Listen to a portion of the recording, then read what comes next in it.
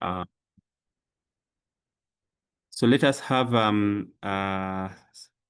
Apophia to give us an opening prayer. You can be able to unmute and give us an opening prayer.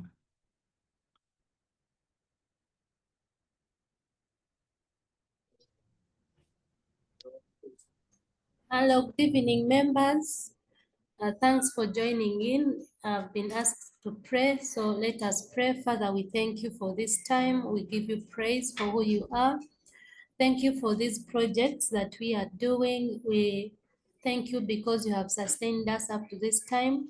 We pray for knowledge and wisdom. We pray for understanding, that even as we go through this session, we will understand everything, and at the end of the day, perform better in our project and glorify your holy name.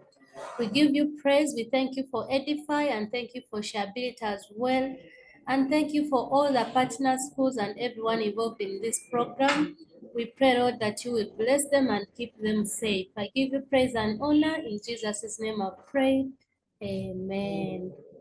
Okay, thank you very much. Okay, so in our course outline, we are looking at these areas which we try to look out for, and we said we are going to be looking at 5 major categories. But these categories, if you look at them, they are big. They can cover a lot. Because we also, yesterday we talked about STEM and robotics. We talked about coding and app development. The other day we talked about STEM, and we saw that all other projects can fit in there. So today, we are going to be looking at the website concepts and structure, and planning your content and layout, and look at a few sample projects. Basically, that's where I want to end. Then I'm going to be calling in my colleague to do some demo on you're like, how do you set up a WordPress site? That's the tool we are going to demonstrate for today. But you can be able to use any of these tools that are mentioned here. So in this category, we are having learners creating informative and interactive websites using tools, various tools that we talked about. Someone has talked about Wix. You can use WordPress. You can use WordPress.com. You can use Google Sites. You can use Blogger. You can use coding. You can code your own website using HTML, CSS, JavaScript, PHP if you want to make it a dynamic system, database with a database, and then use editors. Yesterday, someone showed us a VS Code, which can be used for editing your code better than Notepad. But websites also go hand in hand with graphics. Graphics like Canva, because when you are working on a website, the website should be beautiful and should be able to bring out what is needed.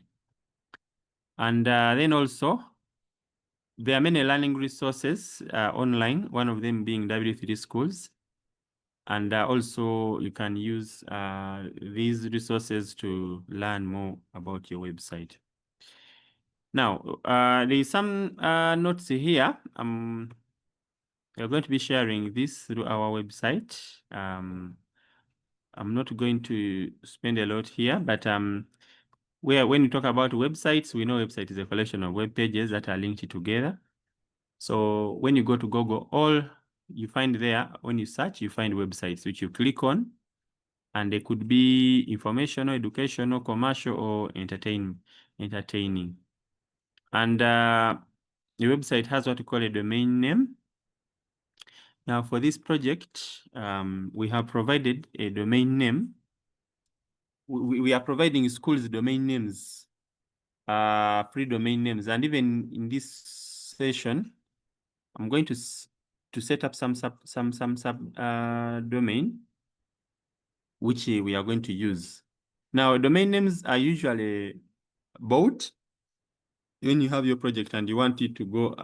There are domain registrars where you can buy the domain. But in this exhibition, schools, we are giving you a subdomain sponsored by Edify, where you can host your website. free of charge for now. Yeah, so that's what we are going to use for this particular exhibition. Yeah, so I'm going to be showing you that. Then the other thing is the hosting. The domain name points you to the hosting. So the hosting, if you don't have a domain name, you can work offline, but no one will see your website.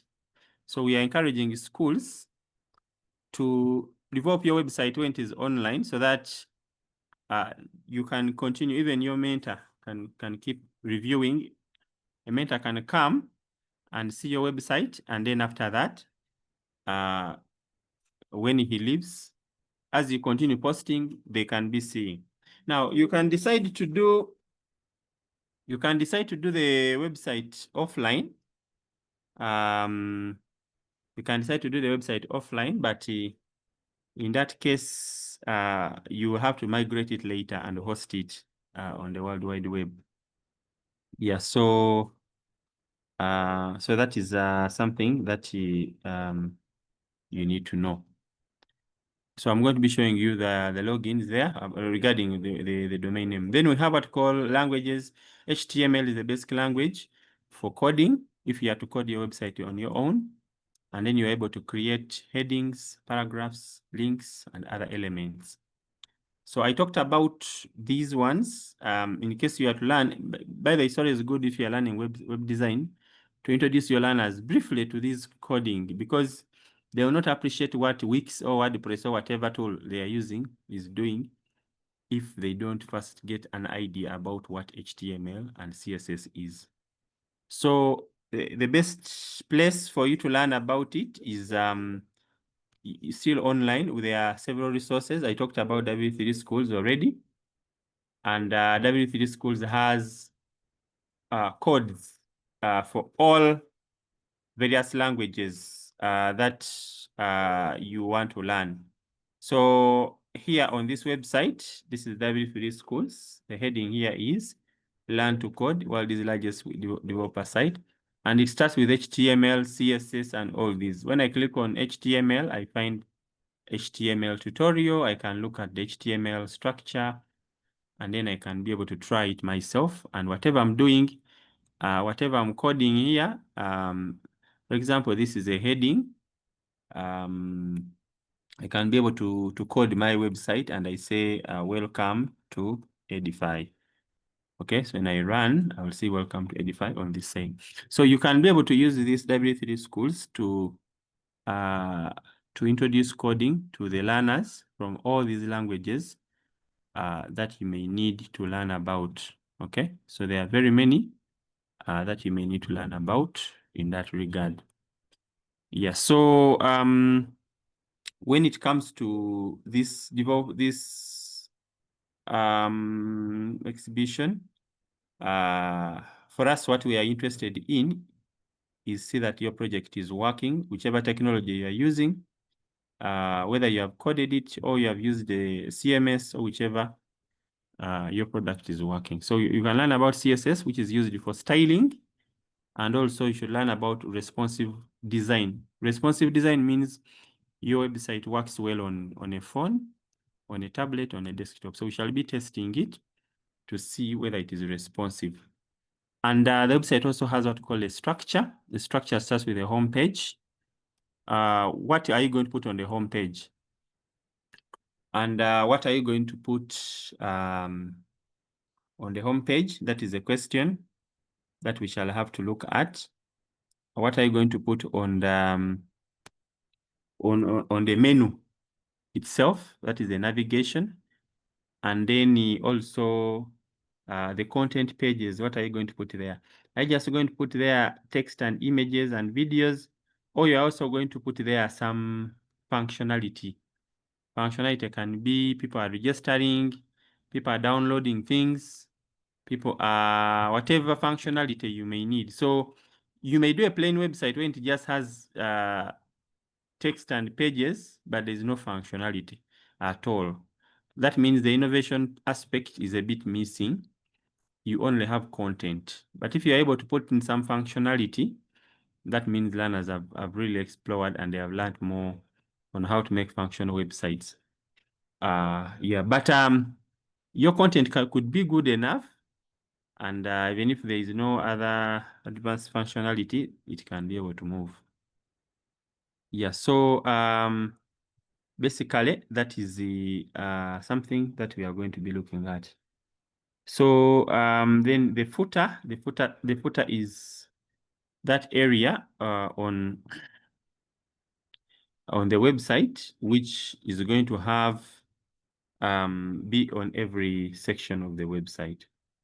Now, before we proceed, let me also talk about planning your website content and layout. So when you have to do a website, and I hope Mr. Wogisha, you are going to tell us how you have planned the website that you are going to do for us. How have you planned? So the planning is important. Before, there's a saying which says that sharpen that panga before you start cutting the tree. So don't start by installing WordPress and start creating pages. Which pages are you creating? Take more time in organizing the website content. Write out you can even use Microsoft Word, type your content for the pages, plan, get a pencil, draw. My home page, I want these things. Okay? I will have these menus. I will put videos, you make them. Pictures, you take them. Type your text. Organize your things. Take time. If you are to do a website in 1 week, you can take 3 days, even when you have not started designing, but when you're just planning and organizing your website. Then after that, it will be easy for you to put the content on the website. So you need to plan, identify the purpose. What is your website doing? And then also consider the target audience. Are they learners? If they are young children, which colors are you going to use? And what's going to be the audience? Are they parents? Are they teachers?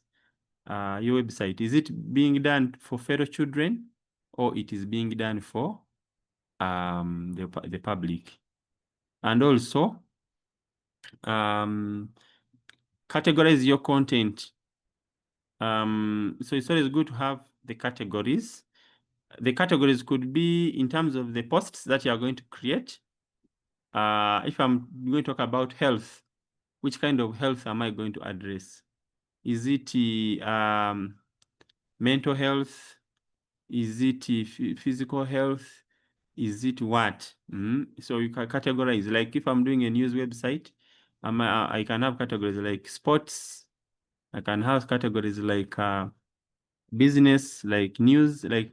So you try to think of the categories of the content, so that you can even break out your group and say, let these people research more on this category, and then you compile your information. Then what action do you want the visitors to take at the end of the day? On your website, when someone comes to your website, what do you want? If it's a school website, I want people to bring their children to my school. So I'm showcasing the school activities, or if it's a club, maybe we want to invite those people to our club to come and visit us, or give us and support us, or sponsor our projects.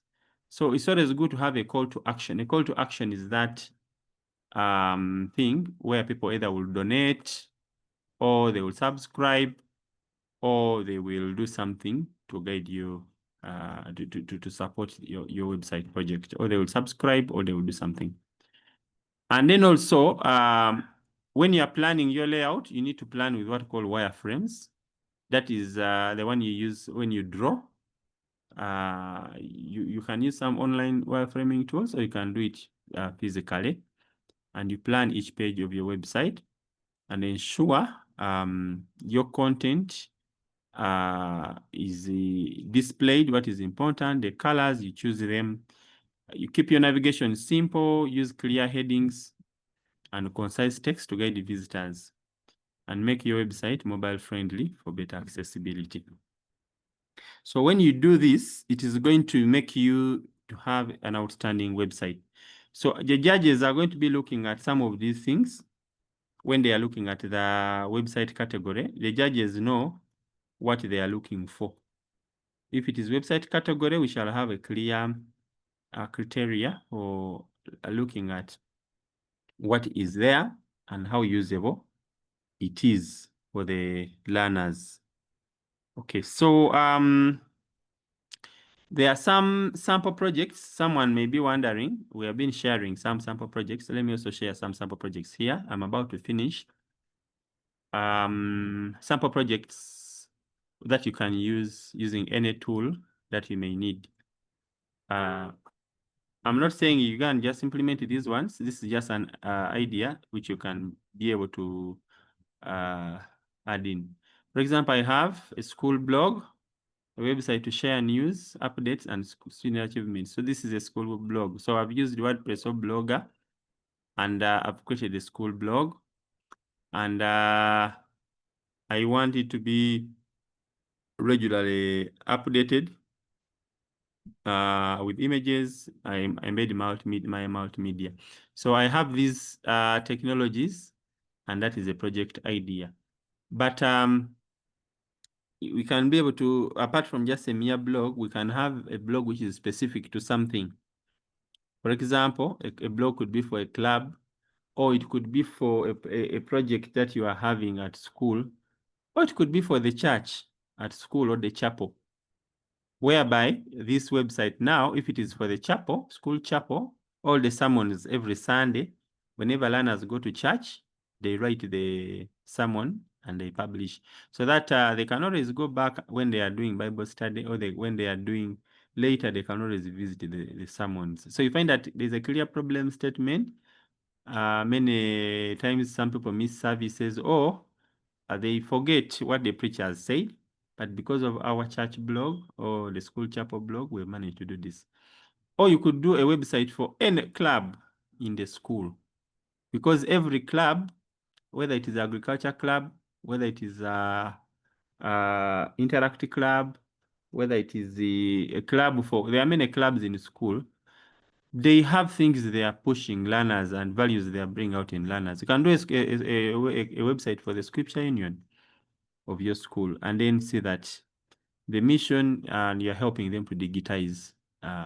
So you can do a website for Classroom Resource Hub, where teachers can upload notes, assignments, and notes, and you can use Google Sites or WordPress, or you can have file uploads, calendar integration forms, collect feedback, homework, and submissions. Then we have environmental awareness, a website. You can have a school event. So there are very many, but you can also think outside the school and try to see how to bring out those ideas and which features you want. And also the roles. What are the roles for what are the roles for each of the what? Of the club members. Maybe before I proceed, I want first ask Mr. Ogisha. Mr. Ogisha, what is the idea that you want to do a simple website for, as you demonstrate today? Is it a resource hub? Is it what? Which kind of, and how many pages do you want to put for now? All right. Hope you can hear me. Yes. Well, we are going to look at a challenge where students have problems in accessing CBC academic resources, and therefore we'll be creating a project entitled Reading Room. And this is going to be a web portal for CBC content to feature downloadable content, quizzes, and inspirational Bible verses to help improve performances. For this call, we'll be creating only 6 pages.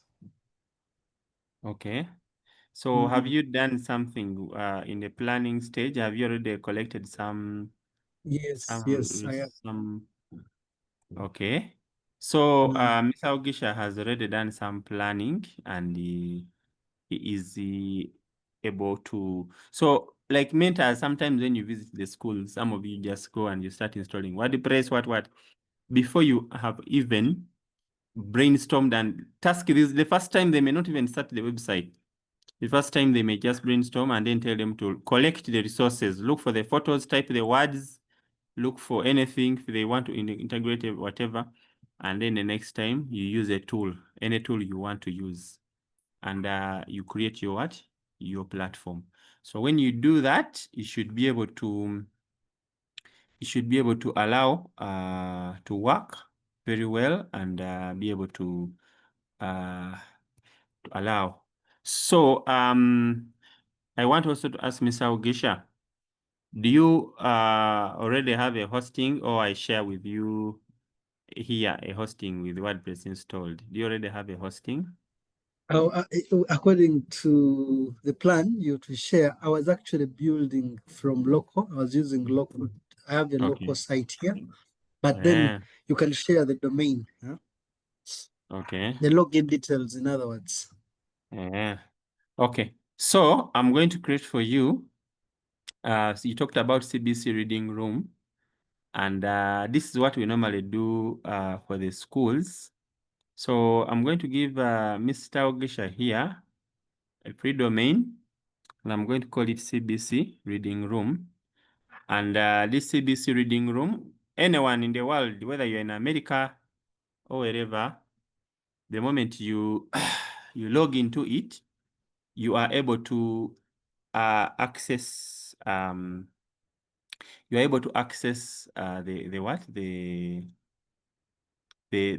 website. Okay, so that is something which is going to be very good.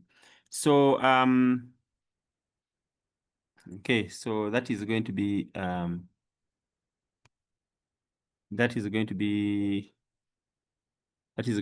very good thing for us to use. Okay, so let me have that. Yeah, so maybe before I show that, yeah,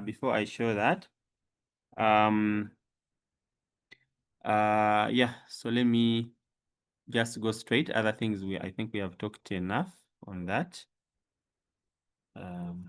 Yeah, let me just go ahead and share and I first show you here the hosting account, and then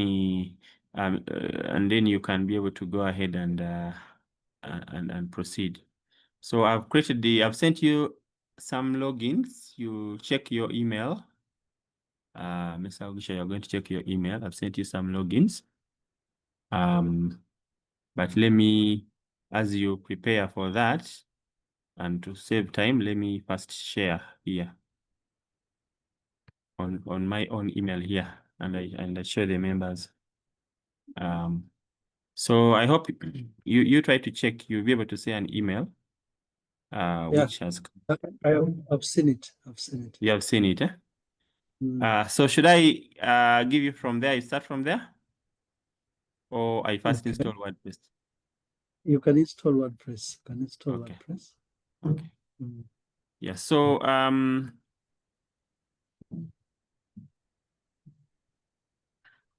okay.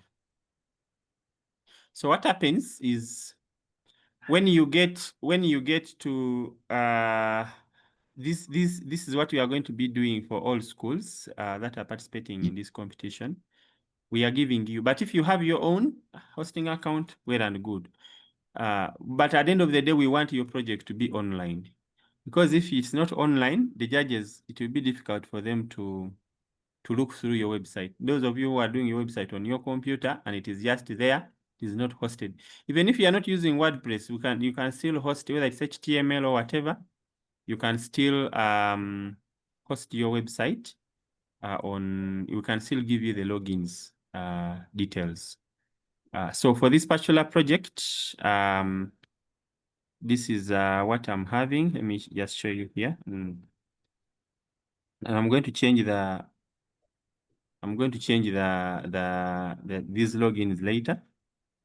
Let me just share the screen here. Okay. So I have okay, so I have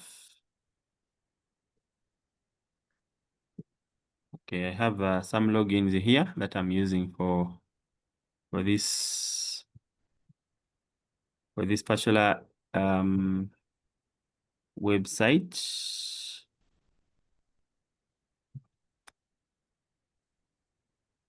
Okay.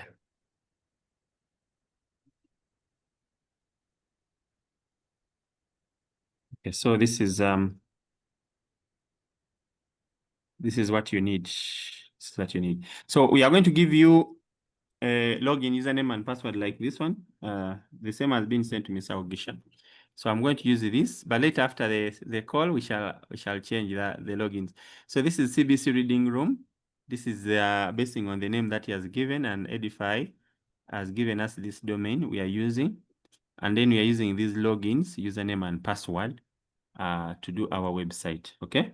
So now I'm going to put in this into the browser, and then I will be able to log in. So basically that is it. So let me open a browser here. Let me use a browser called Chrome. Google Chrome. Google Chrome is one of the good browsers. You can use Firefox. Don't use a browser which is outdated. Use a browser which is easy to which is updated and can be able to render your website very well. So I'm going to open my domain. So this is where you start from. If you are working online, if you are working offline, there are some other dynamics involved in terms of things like XAMPP, what. So if you are working offline, there are some dynamics that are involved. Make sure that your website is actually able to run very well. There, a mentor will guide you one-on-one, but also there are online resources that you can use. Yeah, so this is where I'm starting, okay? And my friend, Mr. Ogisha, is going to log in.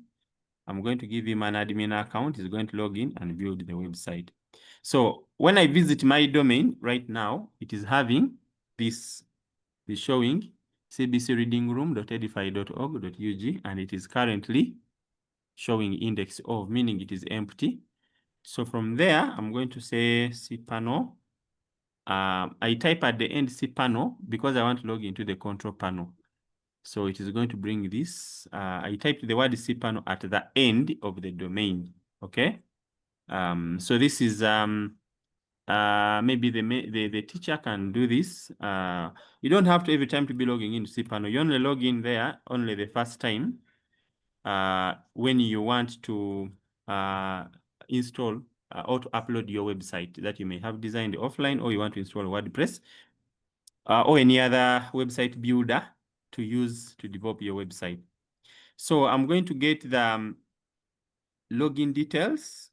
So like I said, if you are a school and you want your own login details so that you can do your website, you can be able to tell us, and then we shall give you free courtesy of Edify, and then you'll be able to have your website server running and you develop your project online. But if you don't want the free one, you can just get buy the hosting from a hosting provider. There are many hosting providers in globally in Uganda, and you can be able to get the hosting. Hosting normally they charge you some little money. They will give you the same login. Now here I've logged in. One of the companies that provides hosting in Uganda is Shareability Web Services. They when you go to service web services, Shareability, okay, web services Shareability, you can be able to get the website web services Shareability, and then you can be able to buy hosting from here and be able to click on web hosting. You choose a hosting plan. The cheapest, I think, is around 40,000 shillings only. They give you 200 MBs. Yeah, that is in case you want your own domain. You buy a hosting and also you buy a domain of around 50,000, around 100,000. You can get your own for your own project. Maybe you have done a website for a school or an NGO, and you want them to get their own hosting or domain, and you can be able to buy from there, or you can buy from any other web hosting company that you want.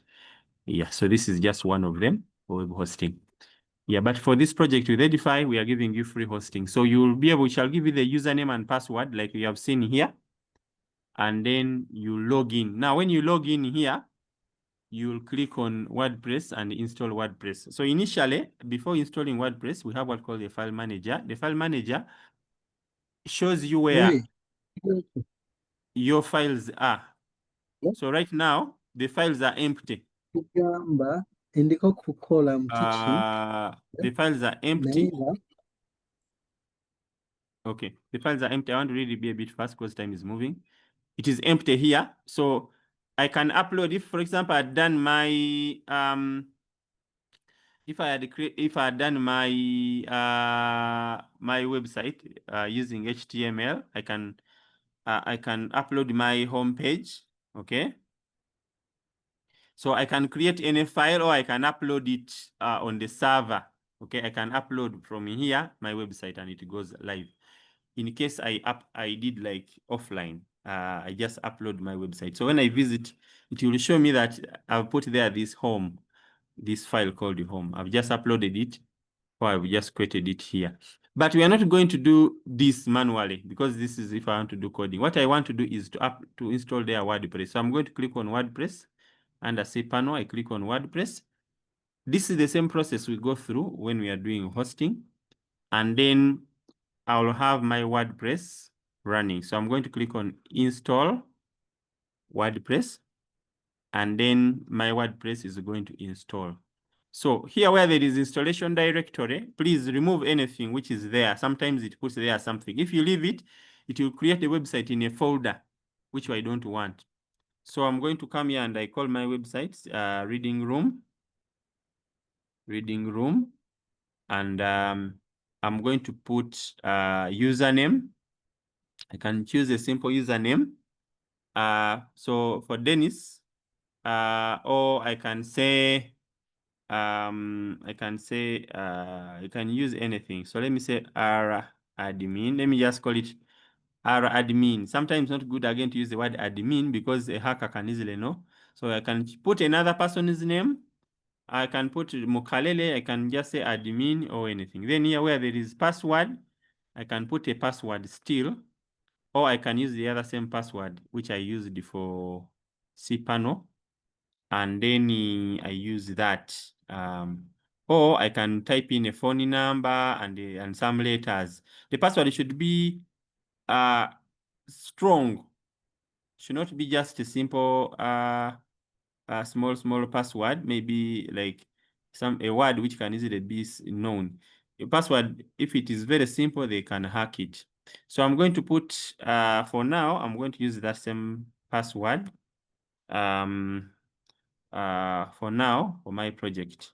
So I'm going to install, and then WordPress now is installing. So what is happening is that this tool, when I go back to the other side of File Manager, it is putting these files, WP content, and then last time I had only put this one, but it is putting. So it is actually installing here. It is showing me that it is installing, downloading, and unpacking, configuring. If I come this side and I refresh, you realize that you see more things have come. So WordPress is installing on the server. It is installing, it is configuring as more things are coming. WordPress has a complete source code. This is index, this is a PHP file. In case I try to click on view, to view the file, you realize that it has some codes in it.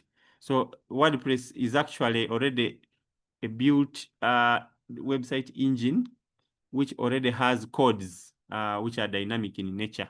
So, and it is open source and it can be able to create for us the pages and whatever we need. So as it is installing, it has told me it has finished installing. So if I try to visit CBC reading room and I refresh again, you see, now I'm having this word called blog and I have reading room here and I have my WordPress installed.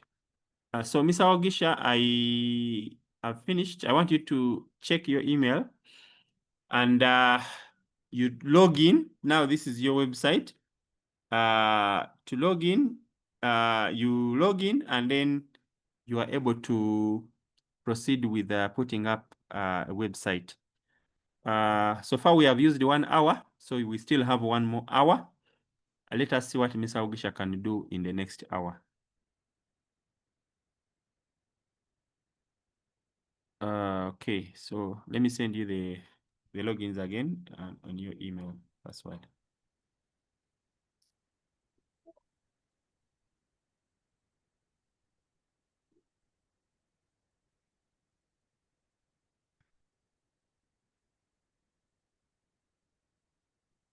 Okay, Mr. Ogisha, are you there?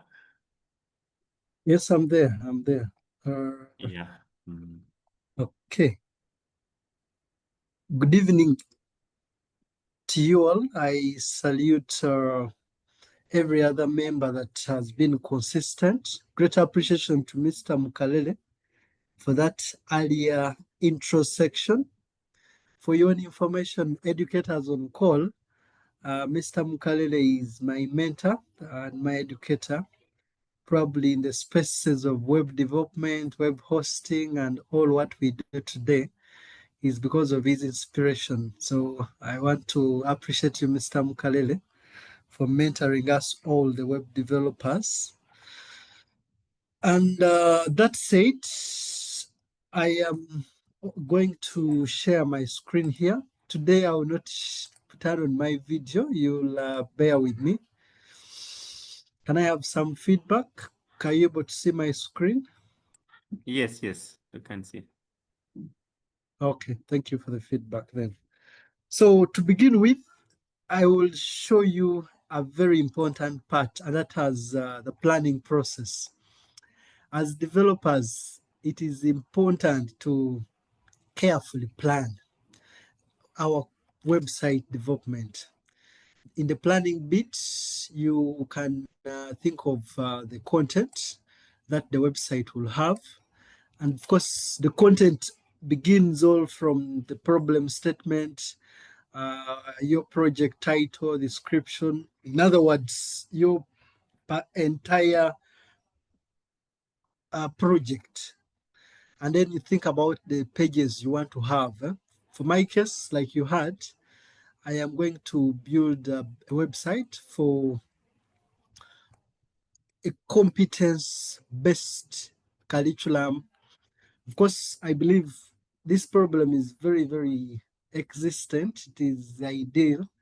Many schools are struggling, many learners struggle to access academic content. So our project is called Reading Room, and want to use it to share resources, to share quizzes, and engage the students while learning.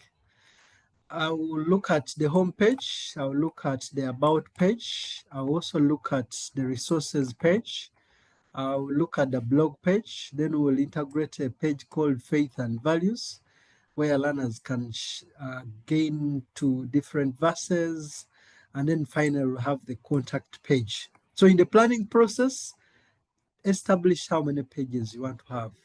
Carefully also think about the information you want to have on these pages. Additional to that, I also created a folder, and inside this folder, I called it the project name, the Reading Room. And within this page, I tried to collect media, the pictures, the videos you want to have on your website. Again, you can download your pictures from the World Wide Web, but carefully you have to consider using at least websites that have free pictures. Like you know, there are several, and you should probably refrain from using copyrighted material. So I downloaded some pictures and I've added them here in my folder. If you take pictures using a camera, it is important you compress them.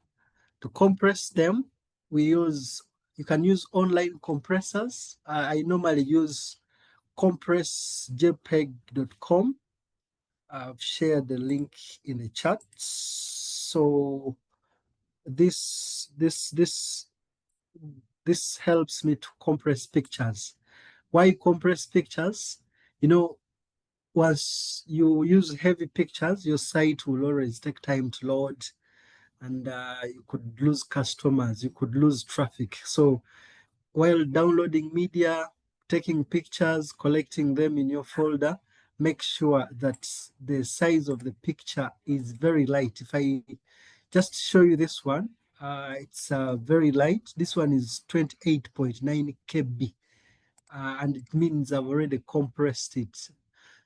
Of course, also rename your files well for good identification. Now, if you to write the code, then I would challenge you to know the file names, but this is just good enough. Also, because I'll be showing you how to add resources, downloadable resources, I also have 3 files here to use, but you can always also prepare your other documents that you want to add on your website. If I told you you're going to be the one adding, then other content. So plan your website carefully. For advanced planning, I normally use Figma. This is my account, and in Figma here, I try to create wireframes. If I can zoom this a little bit, and you see some of the wireframes I've created. And I plan my website content from the design system. And by design system, I look at how many. Let me just try to click on these pages. Color. Oh, please, okay, it's down. All right. So I use Figma here to plan in headings. How many heading levels will I need? Probably the text, the colors. So this is advanced. For you, you can maybe look at it later. And for this lesson, the short period of time, I will not make any demonstration how to use Figma to do wireframing and creating design systems.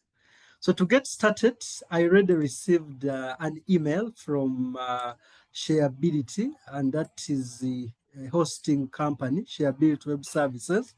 When you want to have your website, you'll have to begin by contacting like any company that does web hosting.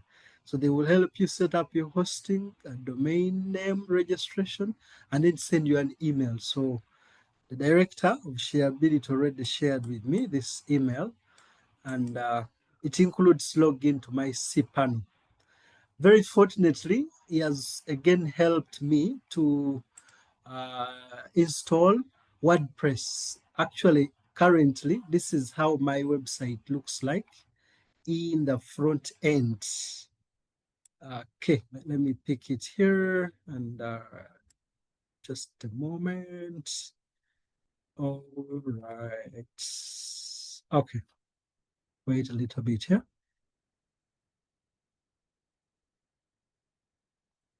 All right. So once you visit the website, this is how it looks like.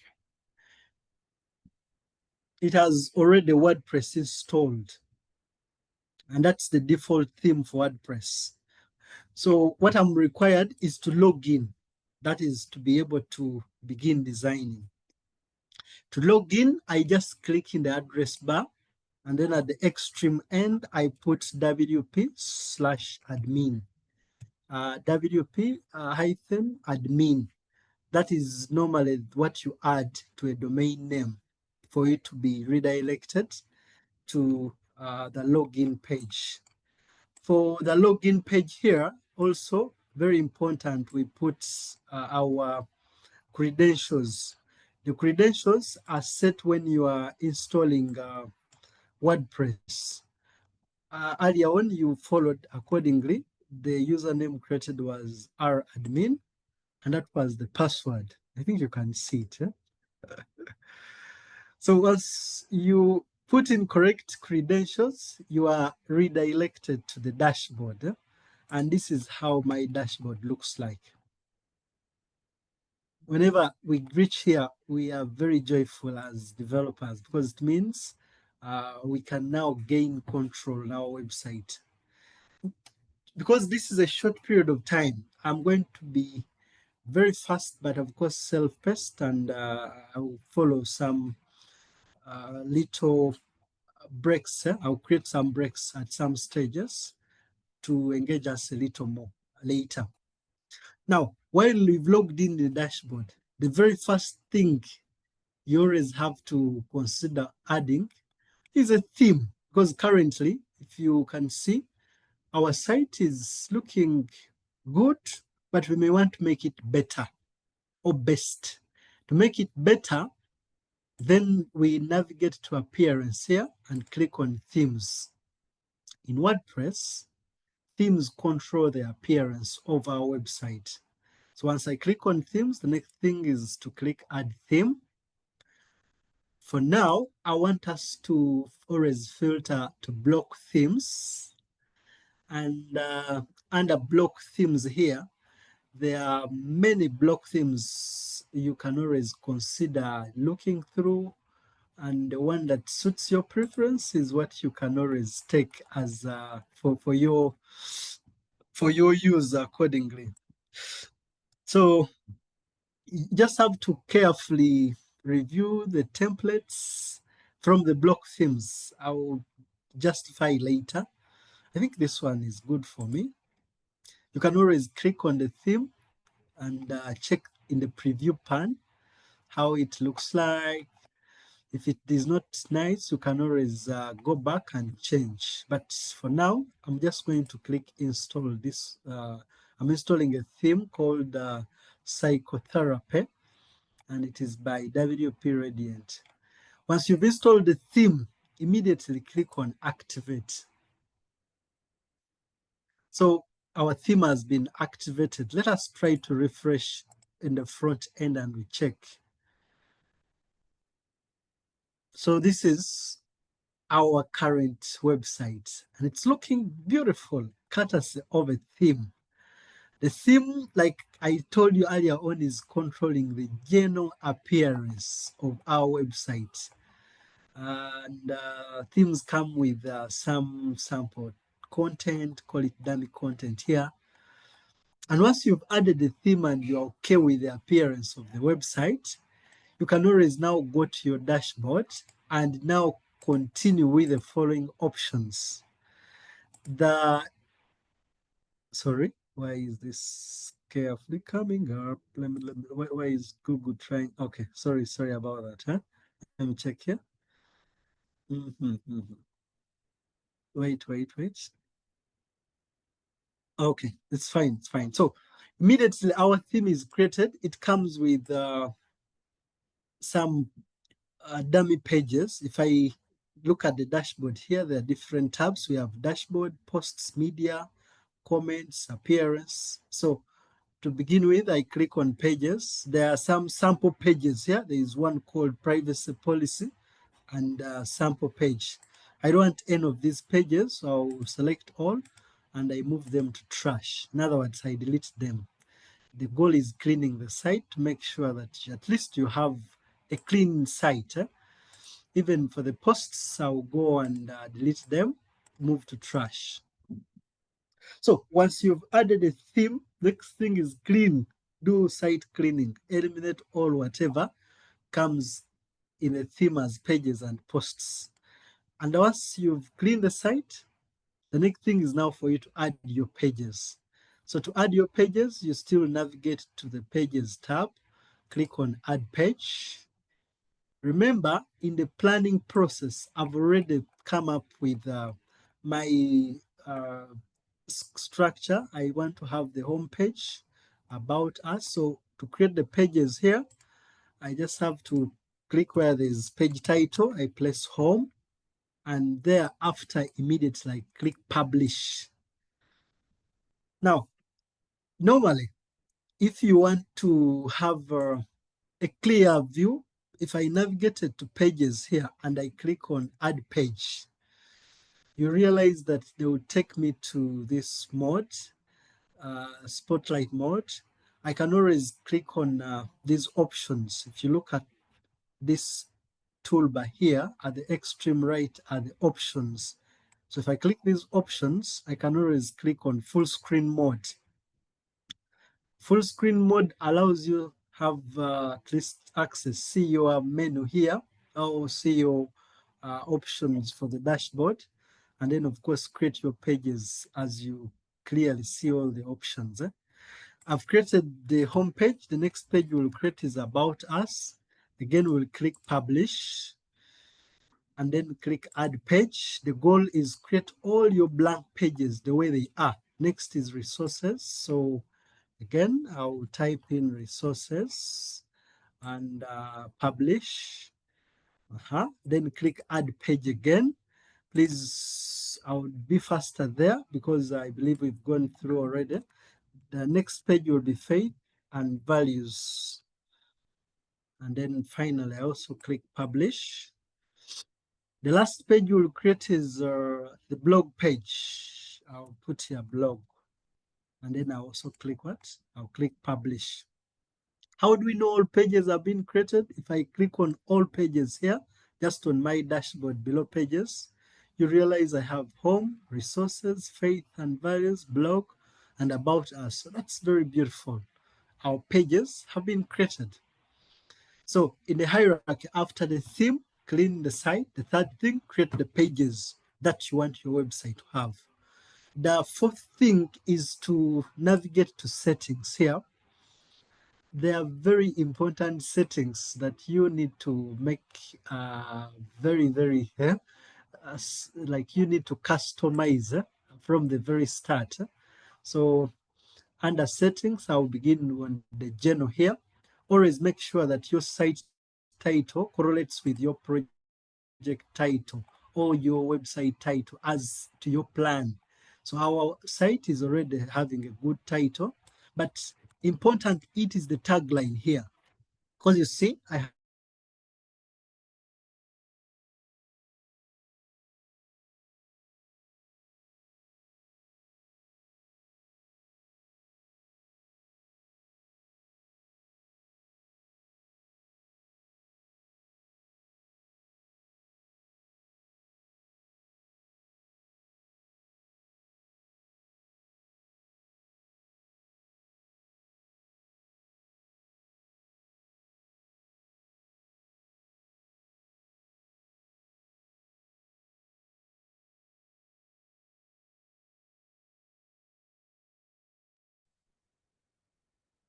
sorry about that. I would want to have feedback, colleagues. If you lose me, let me know. I don't know. We Yes. were sorry about that. We are at the point of going to settings. Once all pages have been created, we go to settings and then add all appropriate settings. And I wanted to also very importantly add the site icon. From my media, I also add here site icon. Okay. All right. So normally you can crop your icon to the way you want it to appear. So in the important settings, complete the general settings here very carefully and save changes. Additional to that setting, you go to reading, because here, among the settings, currently the website is displaying something. I want when a person opens my site to be redirected the home page and also to have the blog page set. So under the settings, go to the reading, put the home page and also put the blog page as set these pages. This home page is going to be our landing page, and then this blog page is going to store the news or the posts. Then click save changes. Let me try to view the site and you take a look at our site. Our site is just here. Currently, you are looking at the landing page. You realize our homepage is supposed to be the landing page, but whereas the homepage is still blank, like you know, but it is still having some content now. I'll explain to you later why this content is coming. Now, after you've made those settings, the fifth thing is for you to create the navigation menu here, because among the important settings for your website, you would want to make sure that you have these navigation buttons working. Now, once you're already logged in your site, we have reading room, edit site, customize. You always have this toolbar whenever you are logged in. For all people who will view this site when they are not logged in, they cannot have this. This toolbar or quick access toolbar is only seen by members who have logged in their site. So how do we do to change the navigation button? We click on edit site. So once we click edit site, will automatically be redirected to the template which is currently showing the home page. Very shortly, I will be explaining to you all those templates and you will know their names. But for this case, let's first solve the problem. The task at hand is to create a navigation. To create a navigation, you can just always click on the navigation and then automatically use the tools on your extreme right. But because we are using Gutenberg and because we are using full site editing, on top of my window here, if you check in the top left corner is the site icon. Next to it is a plus sign. Then we have undo, redo, and then we have a document overview. I want you to always master using the document overview. Document overview here will help us access every section of content which is on our web page. You can access that content once you are inside the design by clicking on the sections, or you can just hold your mouse, move your cursor, and then go and click on a particular element that you want to edit. For our case, we want to edit this navigation. So we clicked on the navigation, and while we clicked on there, you note that even on the navigation, rather the document overview here, the group has been expanded. We'll explain later what groups are. But of course, you see that once I click now on the extreme right, I can always click this arrow to go back on the navigation. And while at the navigation here, very important is for us to create our own menu, because this menu is not reflecting the pages we have. There is services, there is pages, there is Get Pro. We don't know these pages. Why? They came along in the theme. So to create our menu, I will click these dots against menu and I select create a new menu. And you realize when I click create a new menu, automatically it brings this plus sign for us to add a block. So I'm going to click the plus sign. Once I click on the plus sign, the tools will appear. The only tool we choose here is page list. Click on page list. And boom, the pages have been added.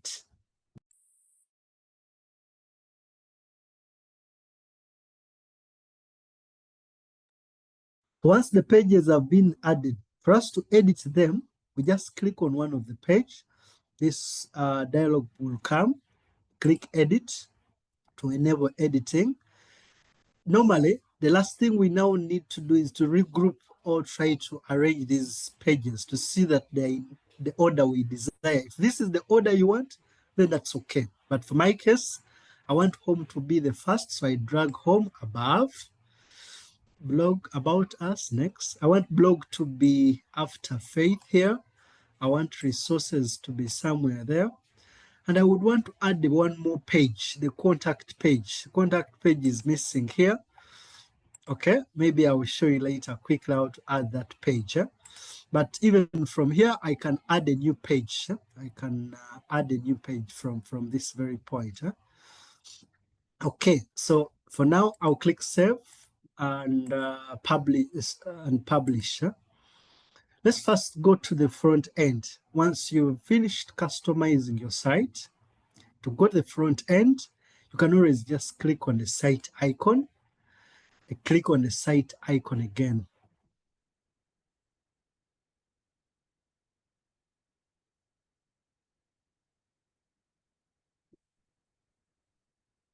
Okay, so if I click visit sites, this is our front end, the landing page, the home page of our website.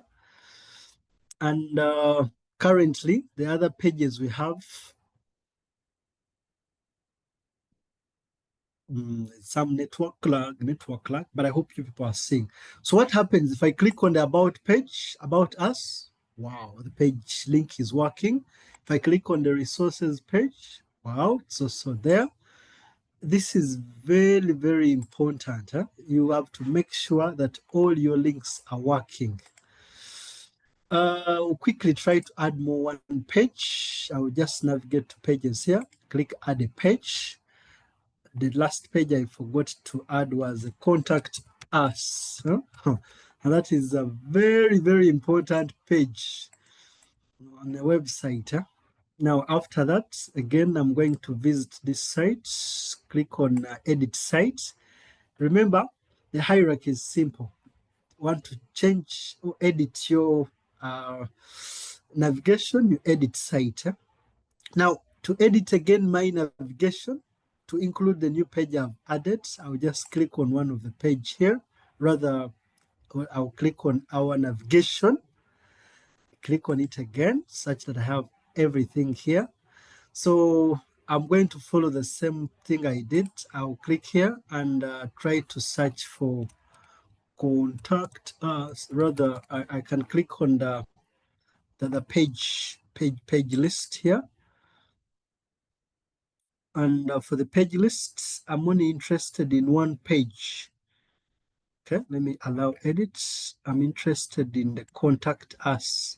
And I want to come after blog. The rest of these, I'm going to remove them. Let me remove this one so that I have only what I want. These are repetitions. So once more, home, about us, resources, faith, blog, contact. Now I can click save. If I check it for the last time by clicking on the site in the front end, you realize that my menu is complete. Home, contact, and everything is okay. Even the contact page, it is blank. Okay, congratulations. Once you reach this point, you are almost getting closer to having your site ready.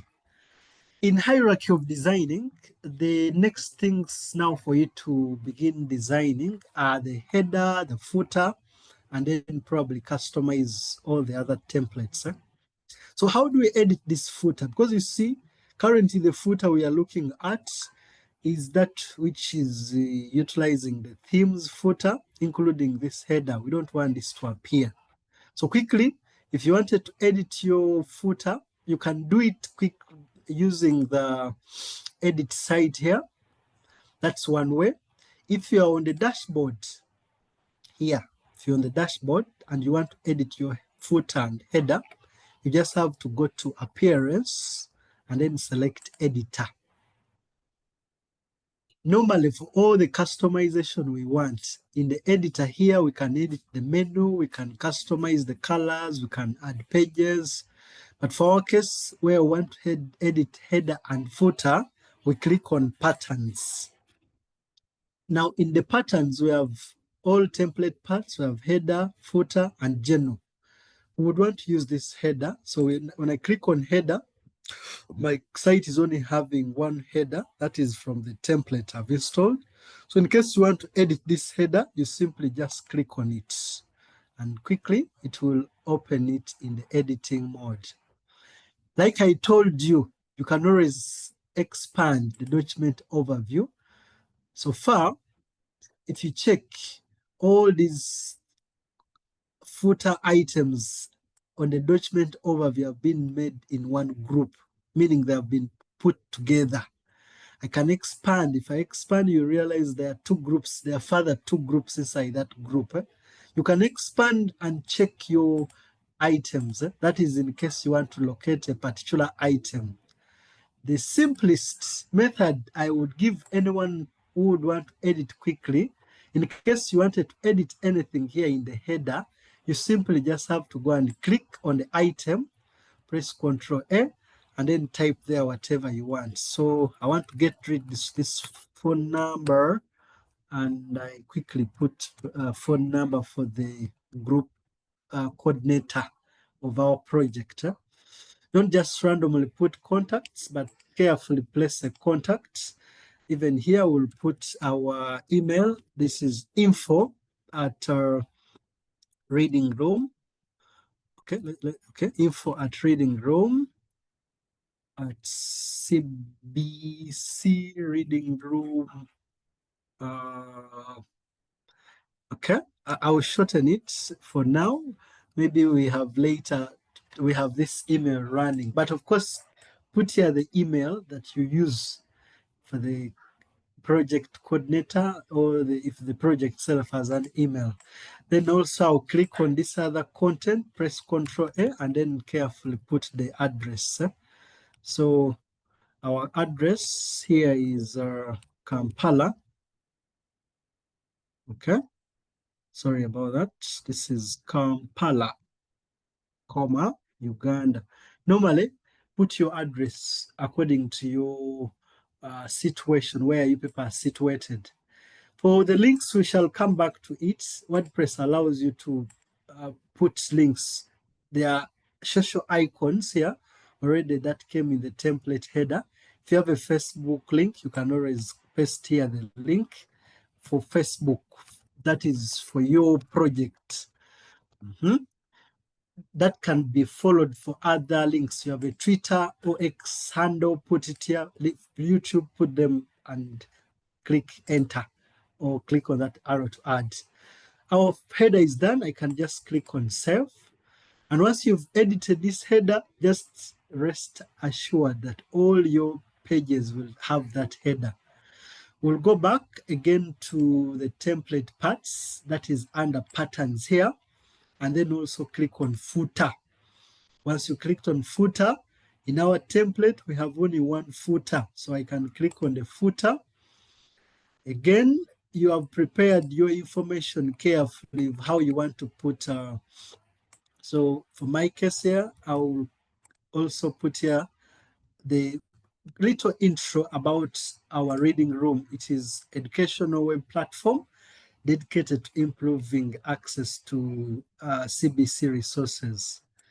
Okay, so that is our just a little intro. Again, you can put links to these socials. Just click on the social, and then now click on the link to add, and then press enter, or click on this icon to apply.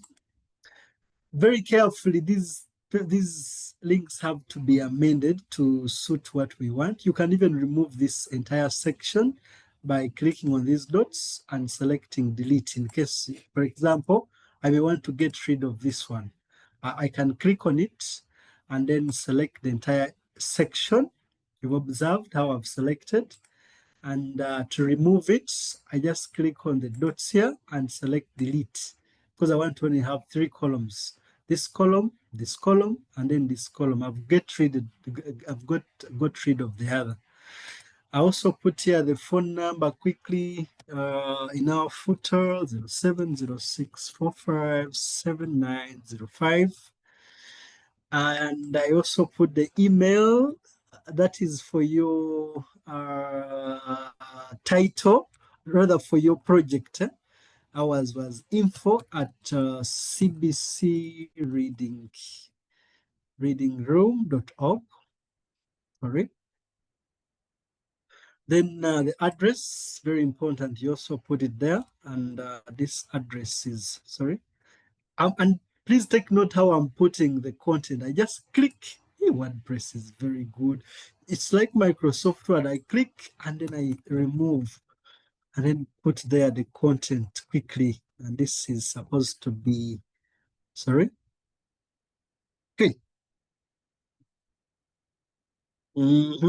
Please, I'm almost winding up here. I took Kampala, comma, Uganda. You can always put your full address, where exactly in Kampala, maybe the street, but just for this demo, we'll capitalize on that. Now, for these short links, you can, these are custom links. You just have to name whatever you want. Maybe if this, sorry.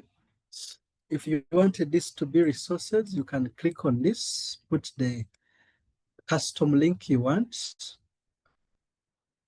Can it work? Put in the custom link, and once you've put the custom link, you can always, from this hanging menu, you can click on hyperlink and then select the page you want. Maybe I wanted to link to the resources. You can just type in the page called resources, and WordPress will detect the page, click on the page. That can be followed for all the other custom links. You just click on the link text and then probably put, if I wanted this to be the blog, I type in the blog and then I click on, from this hanging menu, I click on link, select edit, and then now put the link. If I want to link to blog, I write blog. WordPress will search for that page, click on the page.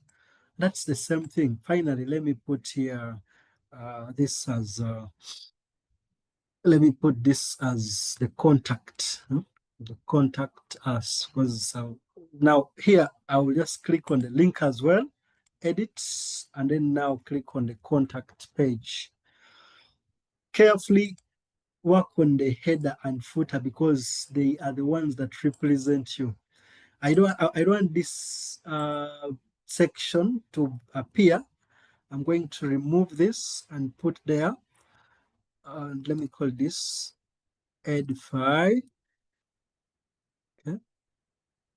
Reading room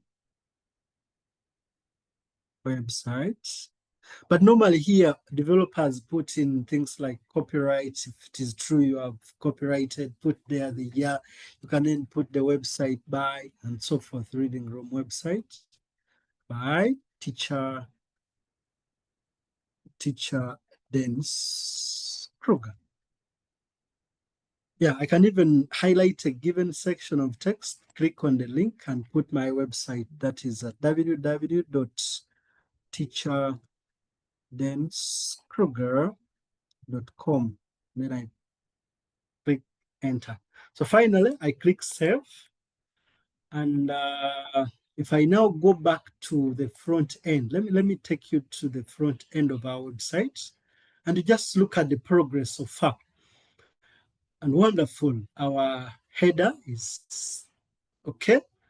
I think it is the same to all pages. You see, even if I click on all other pages, my header is there, my navigation is there, website title is here, the page title is here, and the footer is just showing what I want. Some little error here, can always go back and change. And then my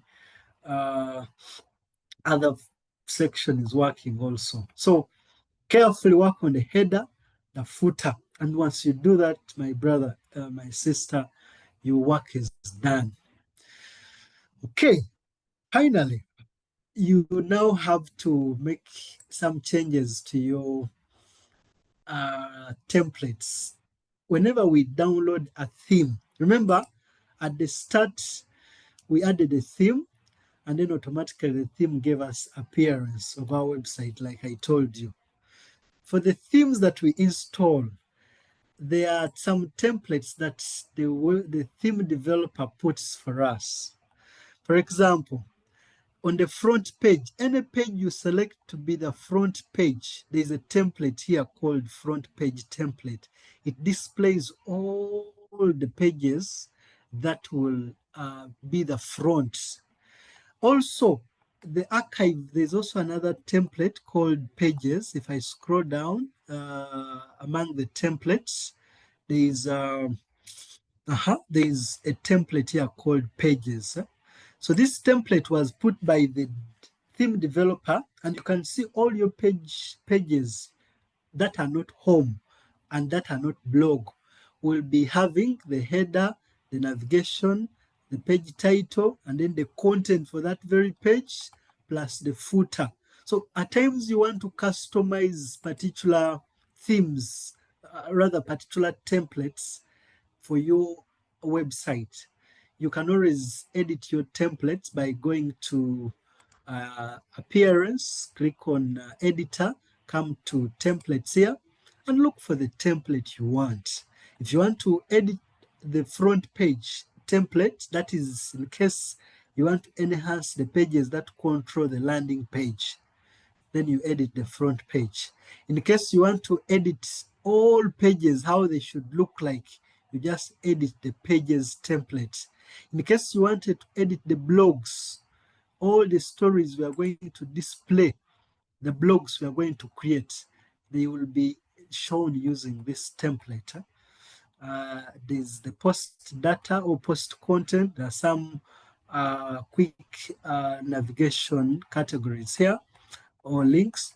And then you also have the footer and then the header. You can enhance by selecting the particular section you want to add in this sidebar and edit it accordingly. For example, I want to get rid of the archive here. I can click on the archive.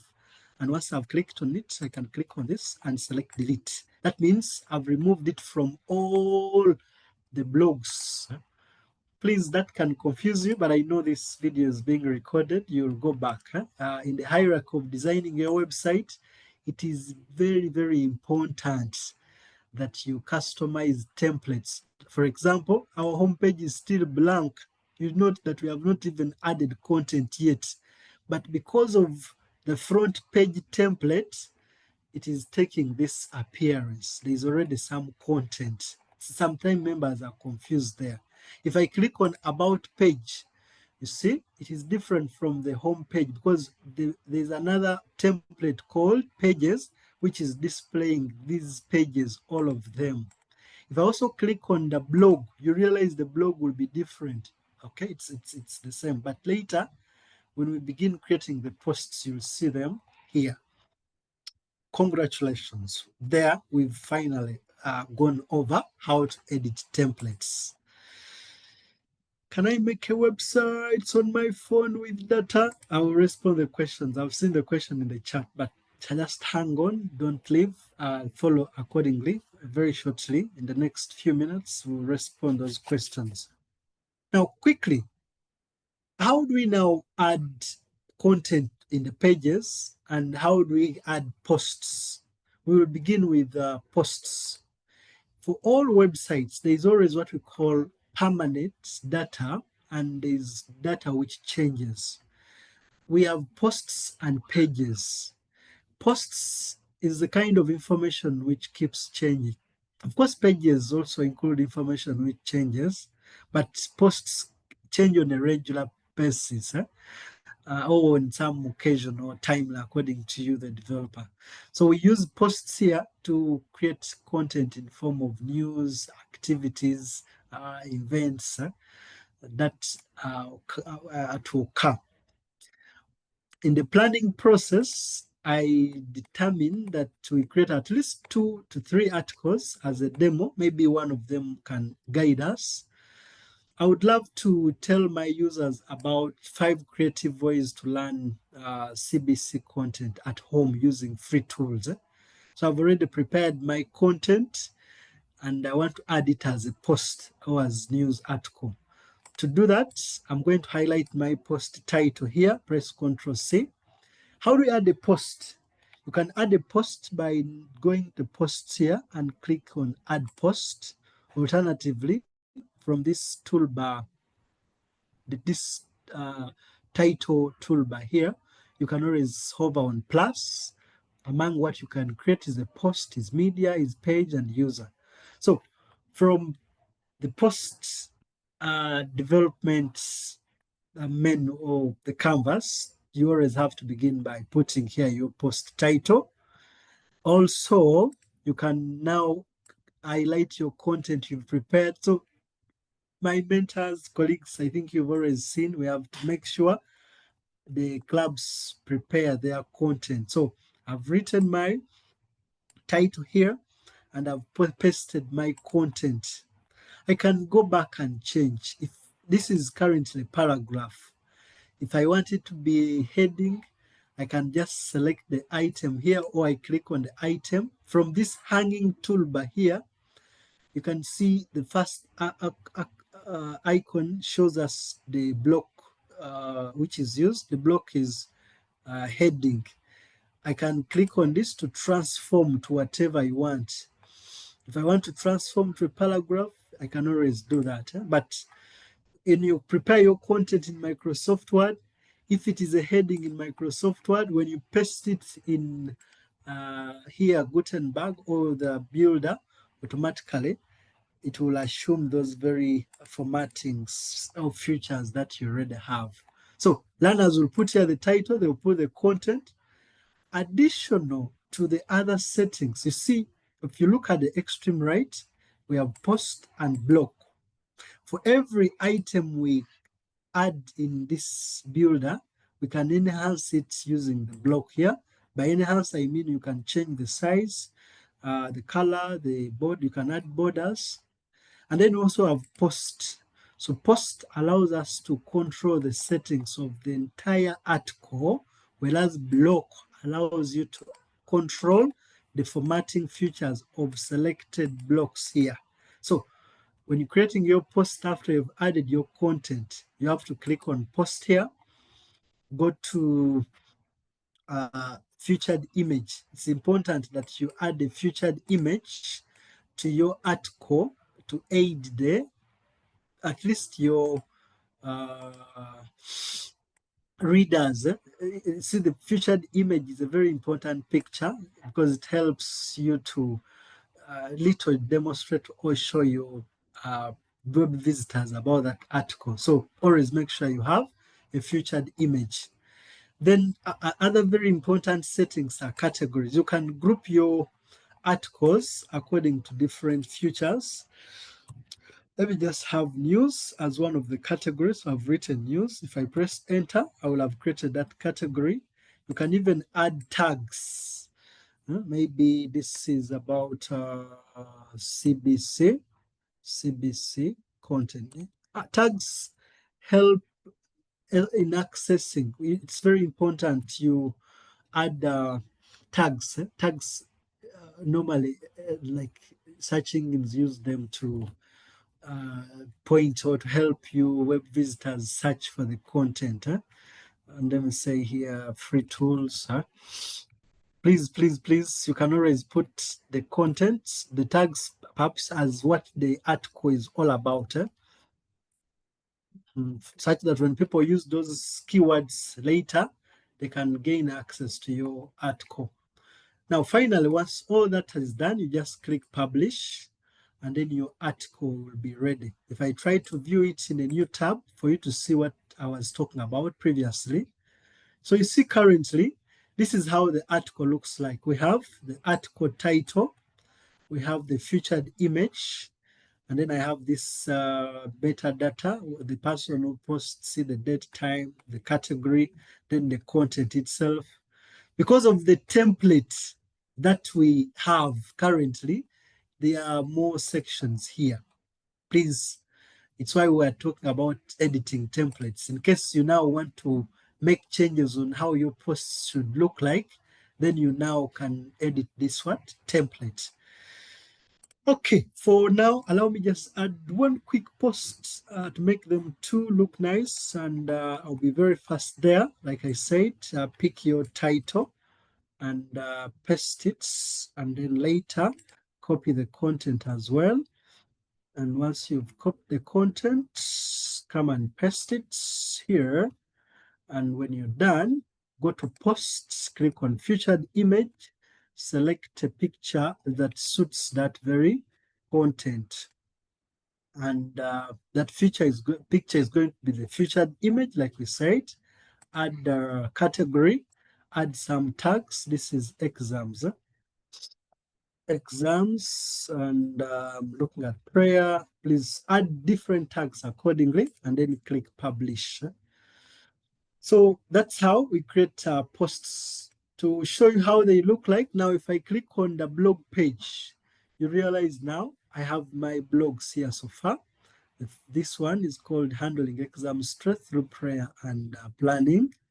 And this one is called 5 Creative Ways. So you can follow the same procedure to add more posts, and all the posts will be added on the blogs page. Why?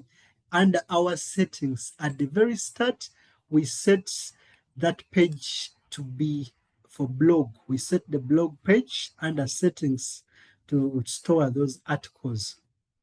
Okay, I think that is all done. The next thing we're going to look at is now to edit pages. How do we edit pages? Because at least for posts we are done. And even if I check here on the home page, our posts are already here. All the blogs are there. Our footer is already set. How do we edit pages? To edit pages, I am going to add one more plugin, very important. So I'm going to go to the dashboard here. On the dashboard, I'll click on plugins and I'll select add plugin. What are plugins? Plugins are like software and they help us add features. They help us like create, add, maybe scale performance, maybe add functional performance to your website. A must-add plugin to you is Spectra, whereas Gutenberg is very, very important. My friends on call, I would encourage you to install Spectra here. And once you search for your plugin, you can always click on install. If you've seen, normally when you're installing plugins, importantly, look at the different reviews, the installations, read through and check whether the plugins are the ones that suit your preference. And once you've installed, click activate. So we want to build a contact page because for our website currently, we want to look at how we create the pages. And the page we are going to begin with is the contact page. How can we create a contact page here? And on the contact page, according to my plan, because at least I told you everything you're going to do, make a plan and agree or carefully think about what you want to add. For my contact page, if I can show you by zooming here, I want to have some form. It's going to be the message box, and I want to add some contact details here. Now, to add forms, I'll add another plugin. I've said plugin is software that helps to add performance to your website. I've added the first plugin on Spectra. I'll show you how it is used. And the other plugin, very important, I want to add is the form. I normally use Fluent Forms, and you can use the forms of your choice. I have contact form. There are many other plugins that can help you create forms. But for this case, I will show you how to use Fluent Forms because I like using them. So you can look at even the installations. It is having good reviews. So next, after you have installed, you click activate. When you create a good contact page, it is important you go to the Fluent Forms, under Forms here, and then create the form that you are going to use on your contact page. For good news to you, when you install Fluent Forms, they will give you these two templates. They will give you a subscription form and then a contact form. If I can preview this in a new tab, this is how the form looks like. It's collecting the name, last name, email, subject, and your message. In case you wanted to create another form of your choice, you just can always click add a new form. And where I like Fluent Form, you can even use AI. If I click on create with AI, I can ask it to create a contact form. I can use on this website include a concept. A concept what? A concept check button. Okay. I can type in whatever I want, then I ask it to create a form, and the AI from Fluent will quickly create for me a contact form, and it will preview that form for me. and you can see there is a concept that data is going to be stored. Now I can click save. So very importantly, once you've created your forms here, you can always navigate to forms and pick this short code. Please, when you're going to edit the contact page, install Fluent Forms, click on Forms, create the form, and copy the short code. And while that is done, you can now navigate to your front end of your website. And while there, click on the contact page. Once you click on the contact page, again, with our title toolbar here, very important, I told you, there's edit sites and then edit page. You use edit sites if you want to edit the templates, which is showing the page. If you want to edit the page, click on edit page. And just as we created our page, this contact page is very blank. You will see in the builder as it appears. Let me get some feedback if guys were still together. That is Comrade Klaus. Are you able to hear me? Just give me feedback. I've asked you to unmute. Klaus, okay, but I've seen a thumbs up from Destiny, meaning you people are still hearing me. You'll forgive me with a network lag. Okay, so how do we now create our contact page? Normally, it's important you have some intro here. In your planning page, you can consider giving some intro here about your page. So for all the pages we're going to build, we'll be using Gutenberg. And you can create any block by simply clicking on the plus sign here to select the item you want to. If you want to add a paragraph, a heading, just click on the plus sign here and then select the item you want to add on your website, from image to gallery to lists. You can even click browse all to have a list of the different elements to add on your website. If you don't do that, again, from this toolbar here, this plus sign is called block inserter. If you click on it, you'll have all the different elements you can add. But very importantly, because you added Spectra, you now have additional tools to use that were not in Gutenberg.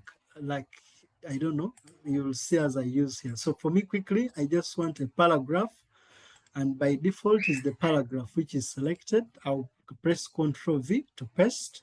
Then I'll press Enter to create another block.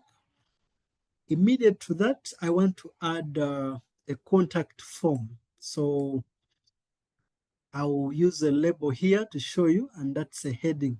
I can just put a / and select heading, and then paste whatever I want. Whenever you click on any block, this hanging toolbar will appear. You can use these tools to further format your block. I'll press Enter.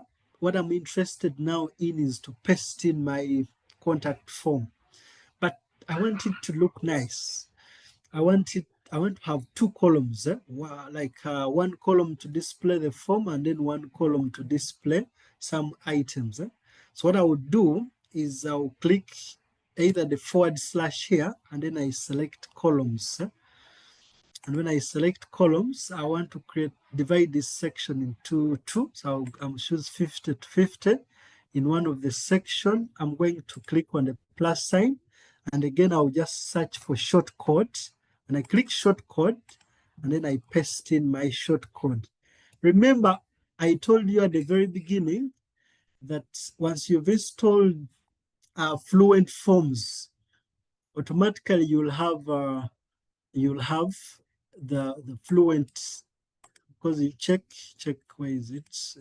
Okay, let's navigate to the dashboard here again.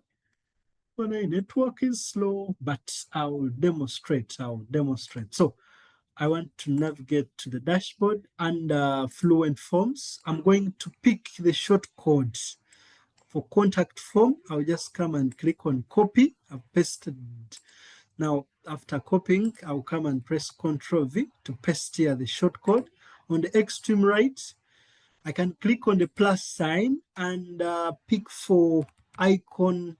I can look for icon list here. If I click on icon list, I can use the icon list to add things like email, because I want to have email added. If I don't use the icon list, this is all a Spectra tool. Initially, it was not there. If I undo this, this section, let me try to remove this section. If I don't use icon list, I can use the icon box or info box here. If I click on info box, I can use this as well. But to save time, I just want to show us how we can use the icon list, or let me use this icon box. Sorry. I'm going to use the icon list. And the icon list here, the first item I'm going to put is email. Just going to say email, and I paste here the email, reading room. We agreed it is for consistency, CBC, CBC readingroom.org. Okay.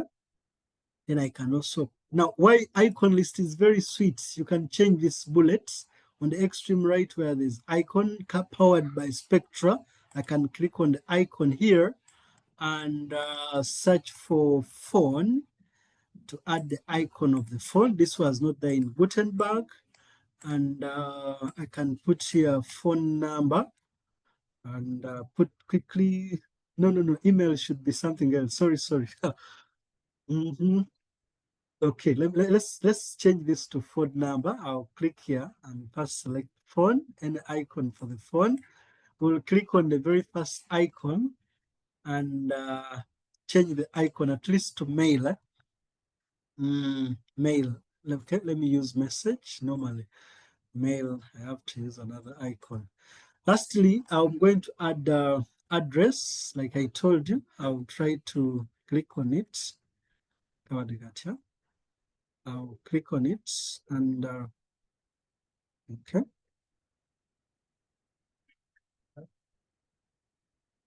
So is text. All right.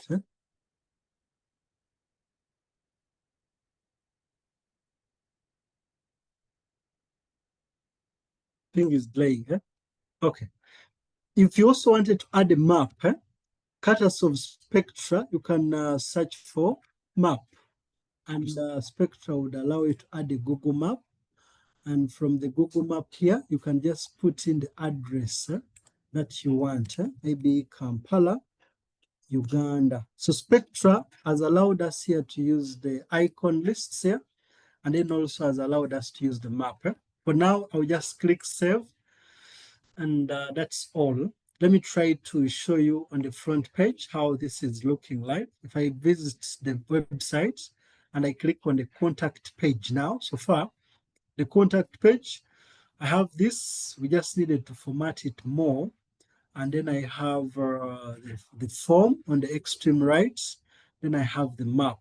So our contact page is done. It is already 6:35. Now, I want to conclude by talking about a very important thing. You are building this website as a project to pitch for these exhibitions. If you create a page or a website without use cases, then you will not have anything, this competition. It is important. Sorry? Excuse me, Dennis. I beg your pardon? Dennis. Yes, Dennis. I just have a concern. I have a concern. Are you getting me? Yes, sir. Yes. Yes. You know, this is something very, very important. I request that you continue beyond time, because you are recording for the purpose of supporting those who are not here. So please go slowly, finish what you have prepared. I believe if members who can be able to remain, they can. Mm. Maybe those who are able to go, they can still get the recording and continue. Can't they? Don't hurry.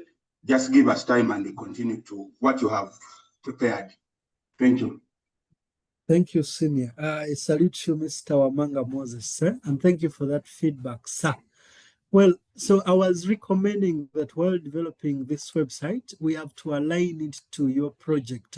According to this problem statement, we realize that there is challenge in accessing information because that is what was our problem. Now, when giving the solution, you have to really show the suggested solutions. For this use case, I would want us to have downloadable content and a resource. So I'm going to show you how we create or add downloadable content on the resources tab.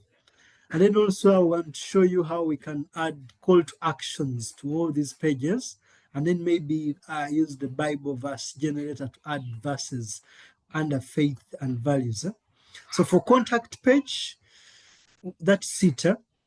You've added the form, we've added some icon list, and then that is done. Now, to add the resources, like I said for WordPress, anything you want your website to have, you need to give it the software. And whenever I talk about software in your mind, you should think of a plugin. For our case, we need a plugin to support us create resources. There are many software, many plugins you can use. And for our case, I want us to use one which is called Download Manager.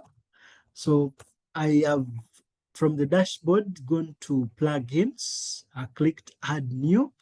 Then I've used the search bar here to type Download Manager.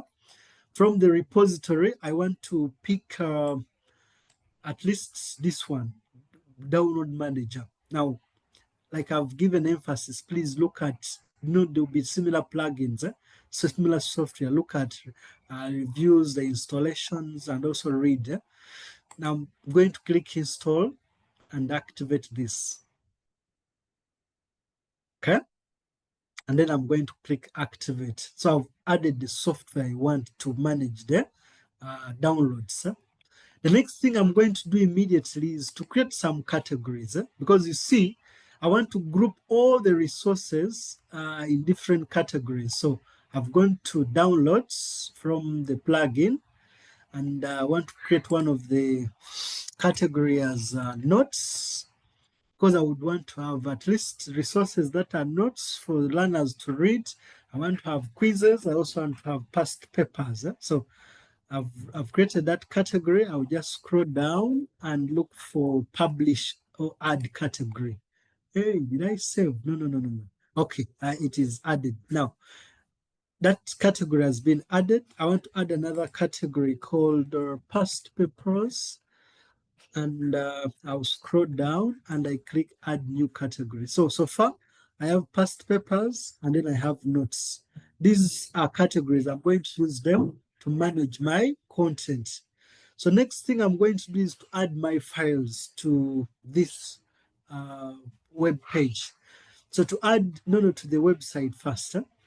So to add files from this downloads tab from the dashboard, I click on, because if I click on all files, you see there's no file because we've not added any. But very important, you can always click add new file.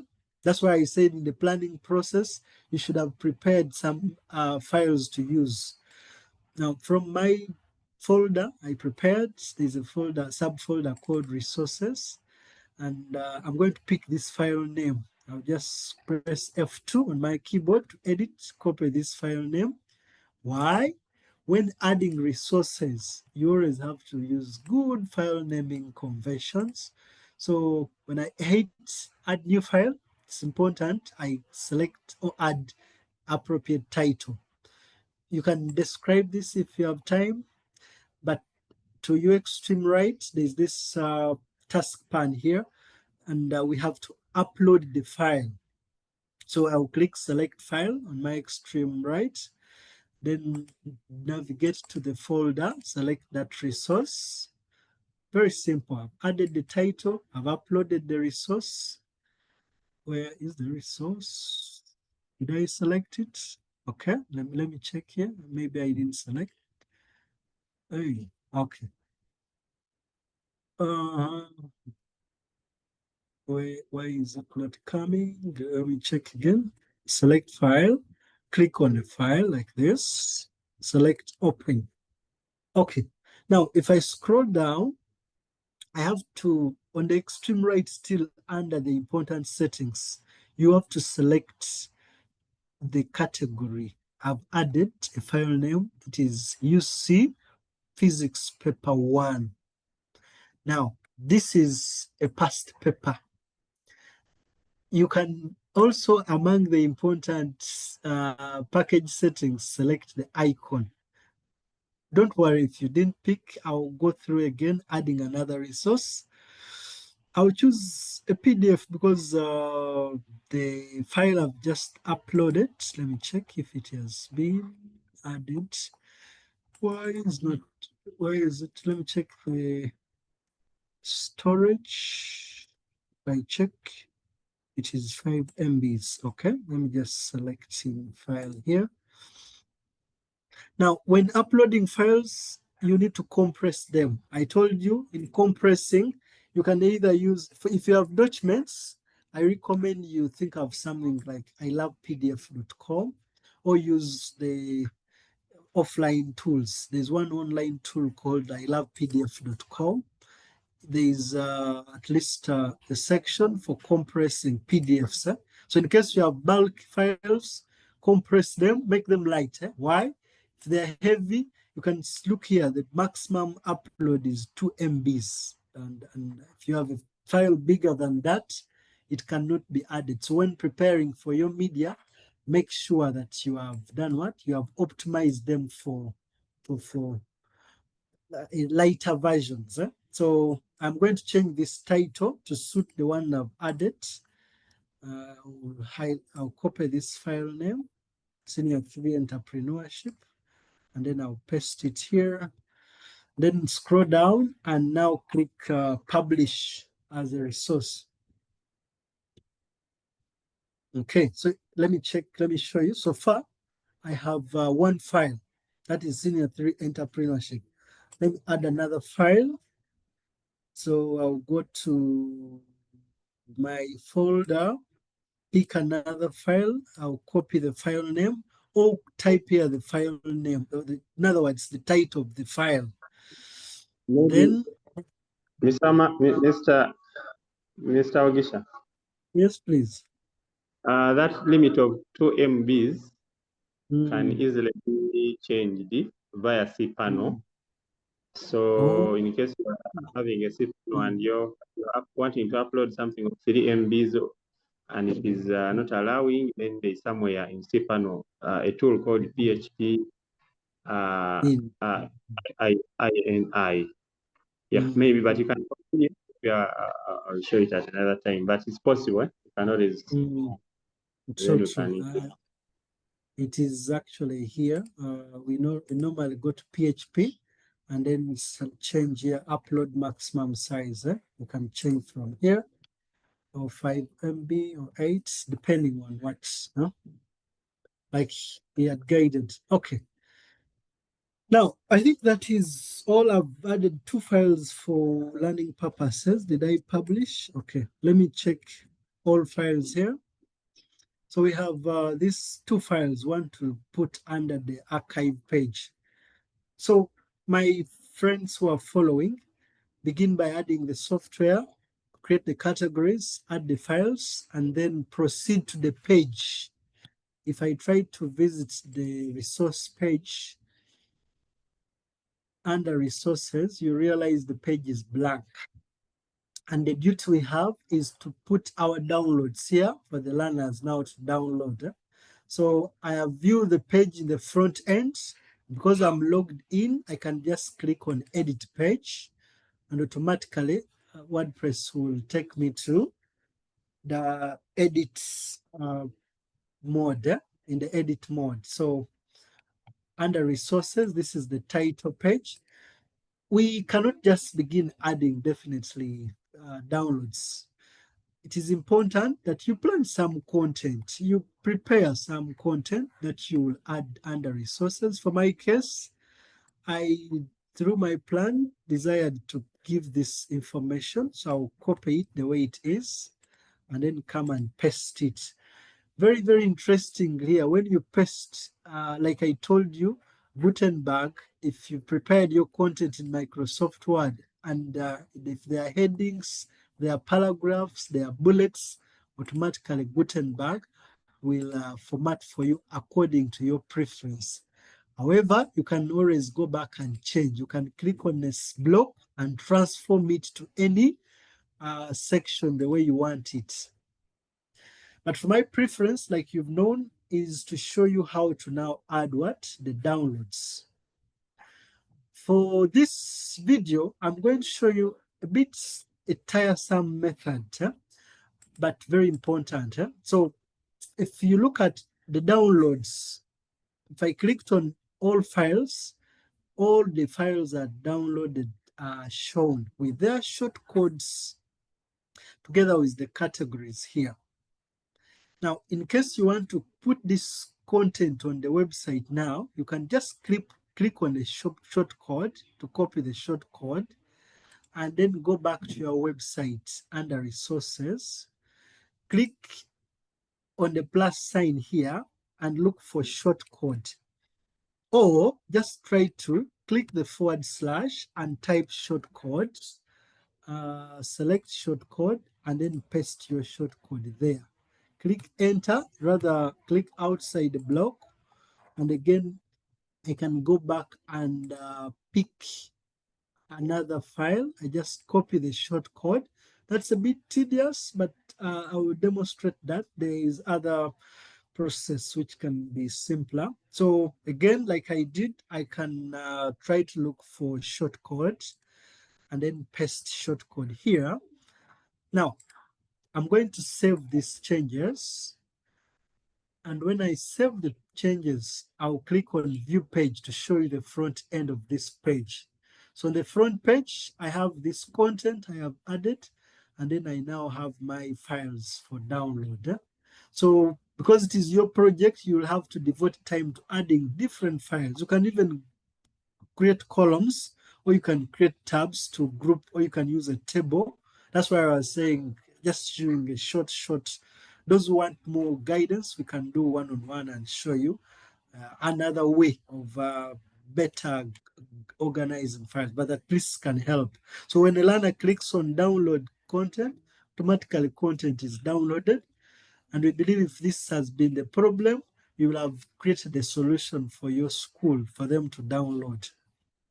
But because it is a reading room, also, I wanted to show you another use case of at least adding a quiz, because eventually you may want people, besides downloading, to take some quizzes, to do some activities on the website. So like I said, for any additional performance you need to add on your website, you run to plugins. And under plugins, you click on add new plugin, and then search for the software or the plugin to add the performance, to scale the performance. So I want to use another plugin called Quiz. There's one called Quiz Maker here. It is by IS Pro. Of course, there are more plugins. You can always look at installations and pick one to use.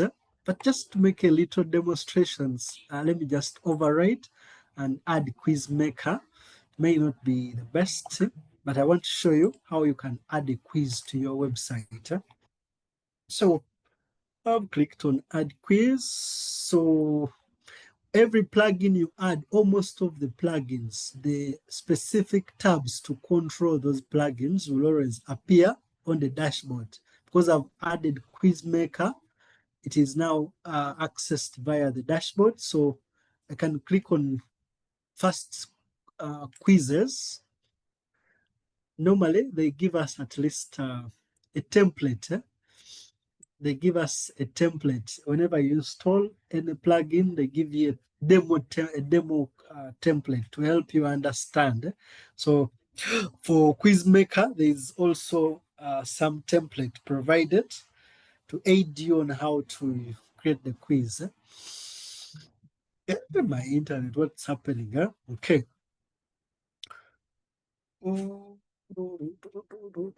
This, okay, I've just clicked on agree and continue, but you know it is loading. Huh? Now, eventually, as it loads, just to do some multitasking here, I'm going to visit the front edge. So far, we are done with the contact page. We're done with the blog page, and we have some 2 blogs here. And I wanted to show you a little bit here also on the about page. So I'm going to click on the about page, and then I'm going to click on the edit page. From about page, click on edit page. Now, just as I've done with the previous case, okay, it has opened. So let's just quickly create an about page here. So carefully plan. In my plan, I have some content here which I want to add on my about page, beginning with the title, who we are, mission, vision.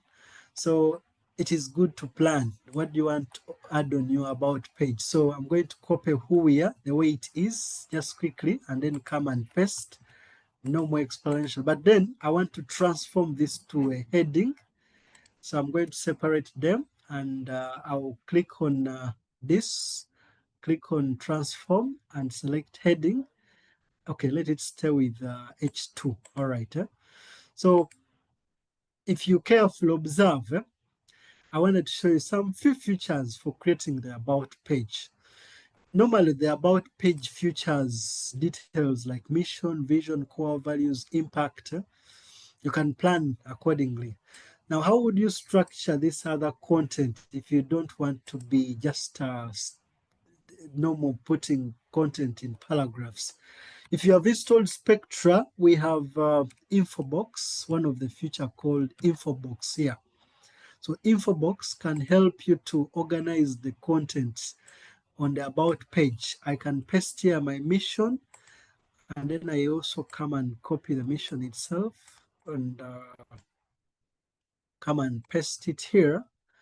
Very important, I would change the icon and show something that looks like an icon. If I click here and I search for maybe something to do with a bull eye, like some icon like that, our mission, I can click on this block because I don't want to waste time adding similar blocks. I'll click on this block, and then from the hanging menu here, I'll click on the 3 dots and then click on duplicates.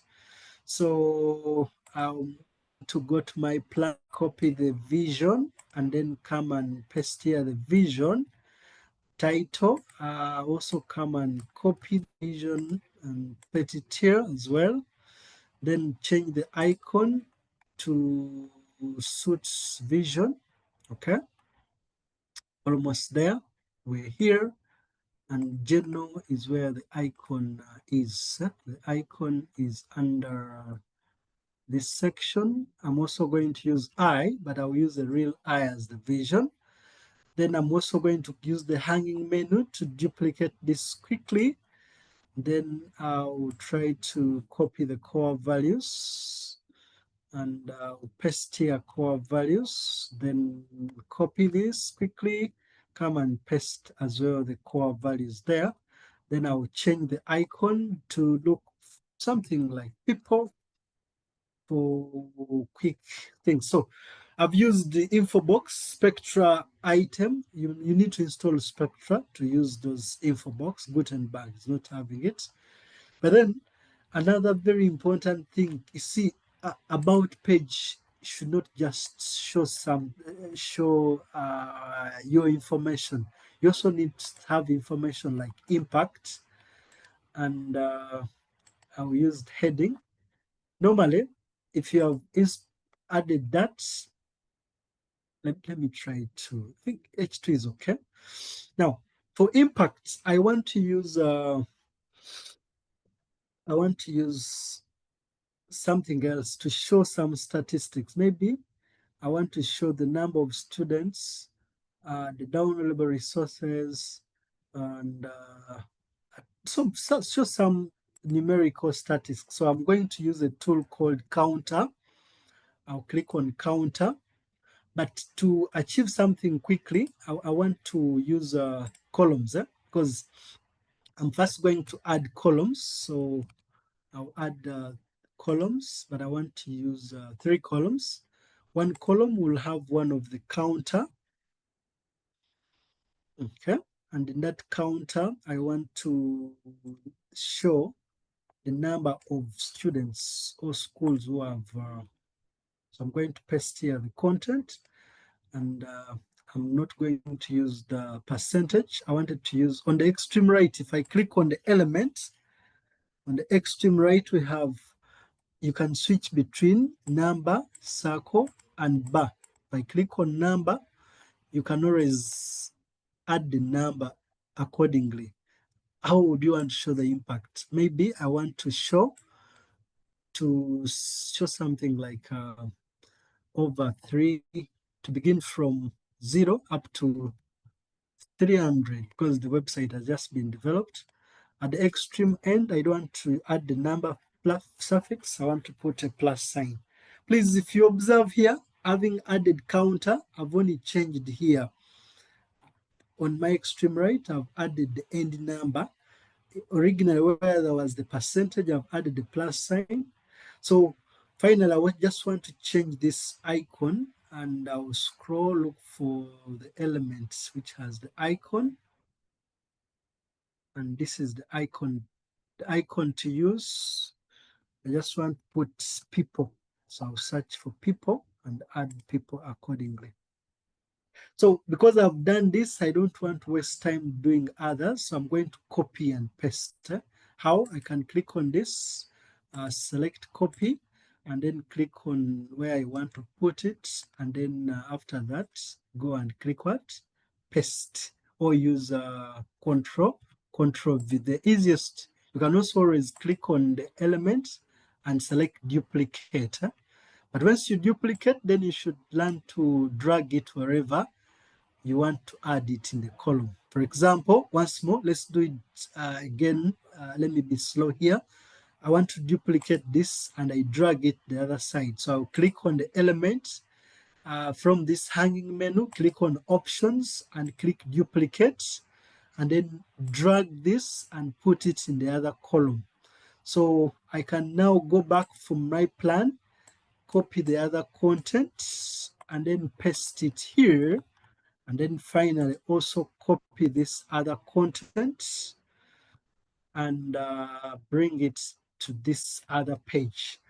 Finally, you can now change the numbers because 300 looks repetition, and maybe I will just click on this middle and maybe say 600.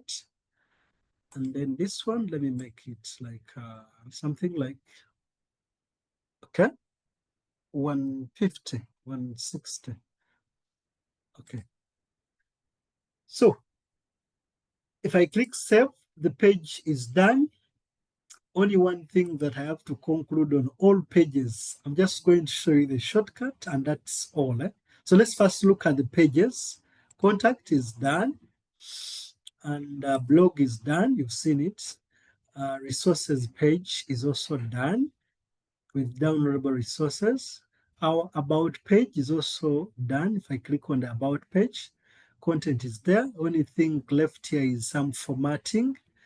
Put this in the middle, put this in the middle, and that's all. Then now add call to actions to all pages, because you see, for my plan, I had prepared some call to actions. You see, for your websites to be engaging, you need to have call to actions. Call to actions create engagements. Like purpose of the website, when people have visited your website, you want them to after looking at the information, engage with you. Either, for example, here, I wanted them to explore resources. If they're on home, they can commit to exploring resources, they can read a verse, then they can join the communities.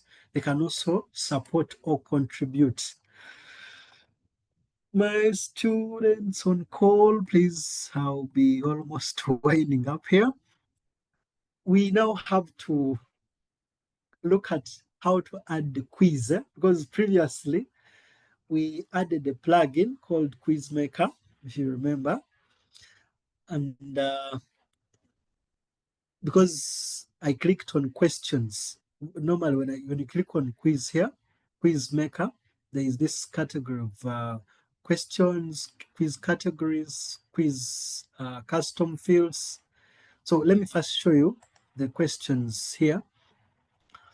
Because we are using the template, they have added some 3 questions, and these are math questions. Let me show you the quizzes themselves. They have given us a mathematics quiz in the template. Let's try to add our own quiz. To add our quiz, you just click on Add New. Because I'm an ICT teacher, I'm going to give our quiz ICT quiz. You can describe, add more details, you can select categories, and then finally move down and choose what? Choose Save. Okay. Okay. So I'm going to click Create Questions. No. Where, okay. Where is Add? Okay. All right, so I'm going to save. I just added the title and then I've clicked Save. It's still blank. The quiz is blank, don't worry.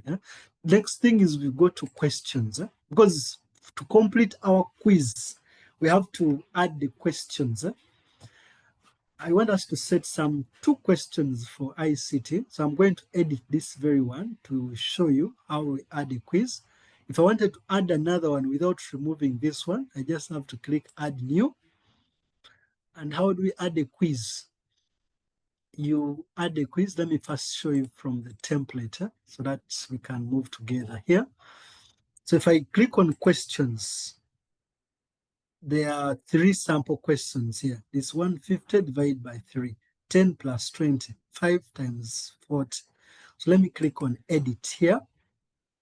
So when creating quiz, you begin by putting here the question. For example, if you wanted a question like, which of the following is an input device? That's our question. You have to select the question type. Do you want radio button? Do you want check boxes, drop boxes? So let me go with radio button. And then finally, you have to select or put the answers. Which of the following is an input device? So let me have here monitor. Let me have mouse. And let me also have printer. So put the expected responses the way you want them to be. Which of the following is an input device? And then finally, select the correct answer you want to add on your quiz. You can finally put in the quiz title. Let's call this, say, input device question. You can now click Save to add that quiz, to save the question. I'm going to go back again to questions and we just add more one. I'll go to questions and I'm going to edit even this one, 10 plus 20. Let me click edit this one. So where there is 10 plus 20 is you're supposed to put the question. So which of the following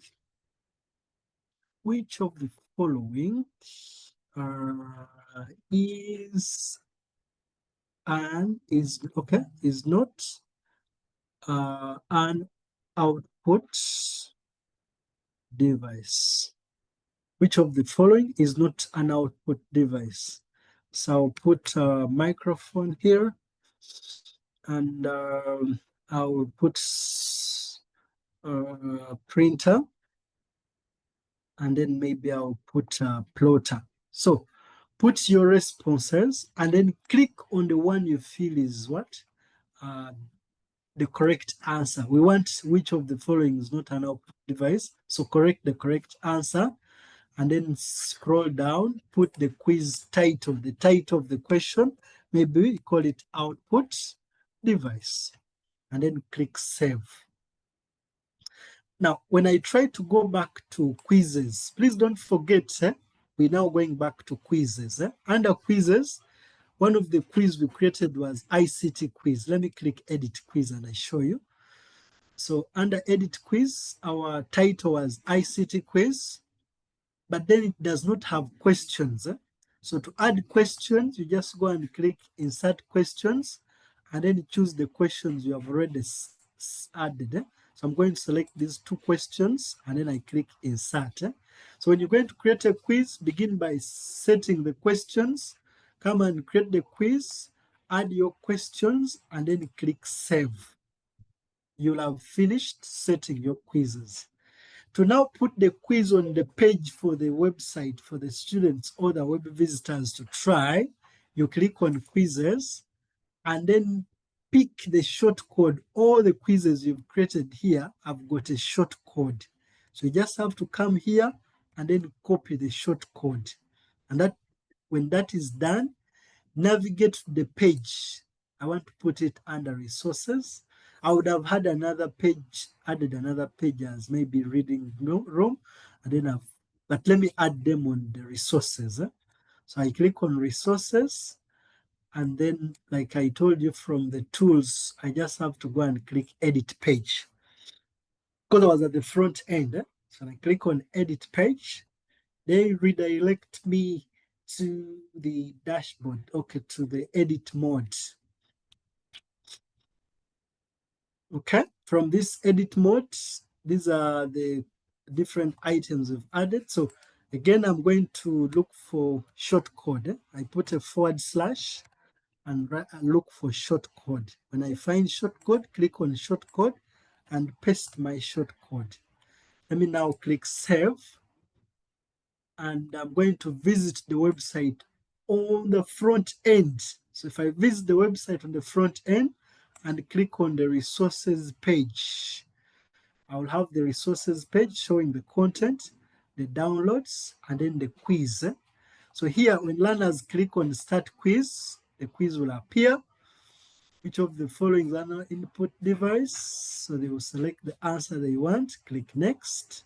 Which of the following is not an output device? They click on the response and they can see their results, and automatically they will have feedback given from the quiz, then the general items.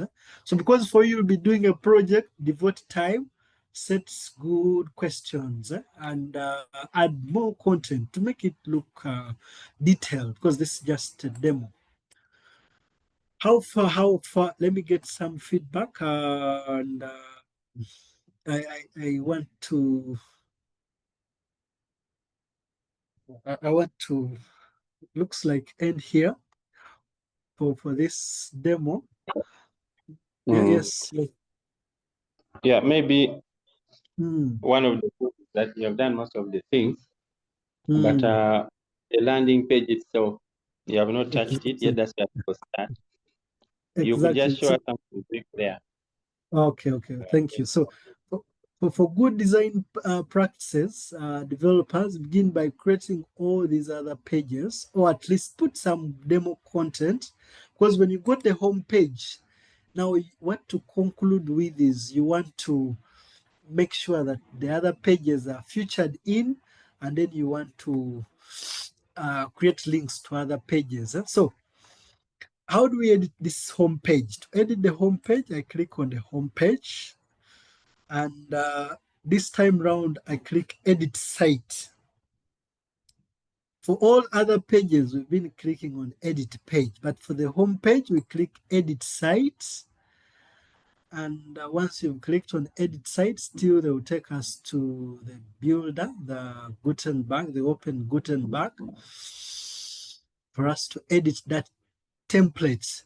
For homepage, we normally edit the front page template. So you can even see here the item we're editing in the preview is a front page template. Now, what do we include on our homepage? You want to have a welcome message. In my plan, I had desired that we create something of the kind. So if I try to scroll to my info plan here, okay, on the home page, on the hello section is this first section you're seeing here. In that section, I want to put a welcome message. So I'm going to highlight my information I planned here, copy it, and then I come and paste it here. Welcome to the reading room. Don't worry, I'm going to show you what to do. Welcome to the reading room, a platform. So I'm going to get rid of this. I can welcome the reading room. Now the other details, I'm going to put them here. So still from my text here, I'm just going to copy whatever I prepared to add there. I copy it, and then I come and paste it here. Now, because this section is most importantly to lead the person to the about section, I'm going to put links on learn more so that I redirect people want to read more to the about page. So I'm going to click on this button. Automatically from this hanging menu, I'll click on edit link. Then where there's hash, I will search for about us. And again, WordPress will look for all the strings with that. I've selected that page. Next, where there's free quote here, I may want to put at least a call to action. One of the call to action I want to put is at least direct them to look at our, let me direct them to our blogs. Let me direct them to our blogs. So I'm going to put here, stay updated, and I'll direct them to the blog. So I'll click the plus sign here, and then I'll put blog here, wait for WordPress to search. Then final thing is I want to get rid of this image and put the image I want. So to do that, you click on the picture, and once you've clicked on the picture, you can always change the picture as follows. You can, because whenever you click on the picture, you'll have this hanging menu. From the hanging menu, you just go and click replace. Again, you can look from the media library, or I can go to uploads and navigate to that one folder where all my resources are and appropriately look for pictures. No, that is media. Look for pictures that I've prepared for my website. So if I click on that, that picture is going to be added. It will first be uploaded. Currently, they're uploading in the media library, and then I will have it shortly under the preview panel. Okay. Let me check in the media library whether it has been added. Not yet. Let me first upload it here. I think it has not yet come because of network. Oh, a broken link here. I needed to refresh this so that it allows my upload. Remember earlier on I'd adjusted the upload. So let me just use this picture. Now when uploading pictures, so what I forgot to tell you is make sure you always add alt text. Alt text is a very helpful one for people with screen readers, but also when sometimes websites break because of internet and inconsistencies. So alt text may be a woman or a teacher demonstrating to the learners how to access resources. Alt text is very important. You can add a caption, you can add other things, and then save. So now For good planning, this picture, the one I've intended, is broken. I need to change some settings, but we would want a good picture here. I'll come back to it. And I want, for now, get rid of this. I'm going to get rid of this line here. How am I going to get rid of this line? I'm going to click on the document overview here. In the document overview, I want to, because if you check, we have, please observe here, from the document overview, I have this line, and then I have this line. So if I wanted to select the entire line, I can always click on this to select the block. If I click on again, I'll select the entire group. So I want to remove this entire group because I don't want it. So I've selected it. And to remove it now, I am going to click on these dots and then I select delete. I'll click delete so that I have only at least welcome the reading room, that summary, and then my picture I have prepared. Okay. Okay. Including cover here. I have to remove it. Where is this column? Okay. Let me remove this entire column here. Now, you can continue editing other sections. Let me try to collapse this so that we can see properly what we are doing. There's this cover still here. Let me remove it by deleting it, including this line. I'm going to also remove it here. Okay, I think that's all. We can now conclude from here. So I have, wait a little bit. I have our, wait a little bit, what we do. In the document overview, let me first save this here. And I'm going to preview a little bit here. I'm previewing this on the home page. I want to see what we've done, something that we need to undo. You know, when you make any error, when you're editing, you can always use these buttons. Like I deleted the very important section, so I can always click this to undo. Okay, I think that's the error I'd made. So if you made an error, don't panic. Just use this undo and redo to return or retrieve some previous actions. So I'm going to refresh to check whether everything is okay. I think that's okay. Yeah, that's okay. We have our section complete. I wanted to make sure this section is working. Okay, and even when I hover on this, you see it is navigating the about page.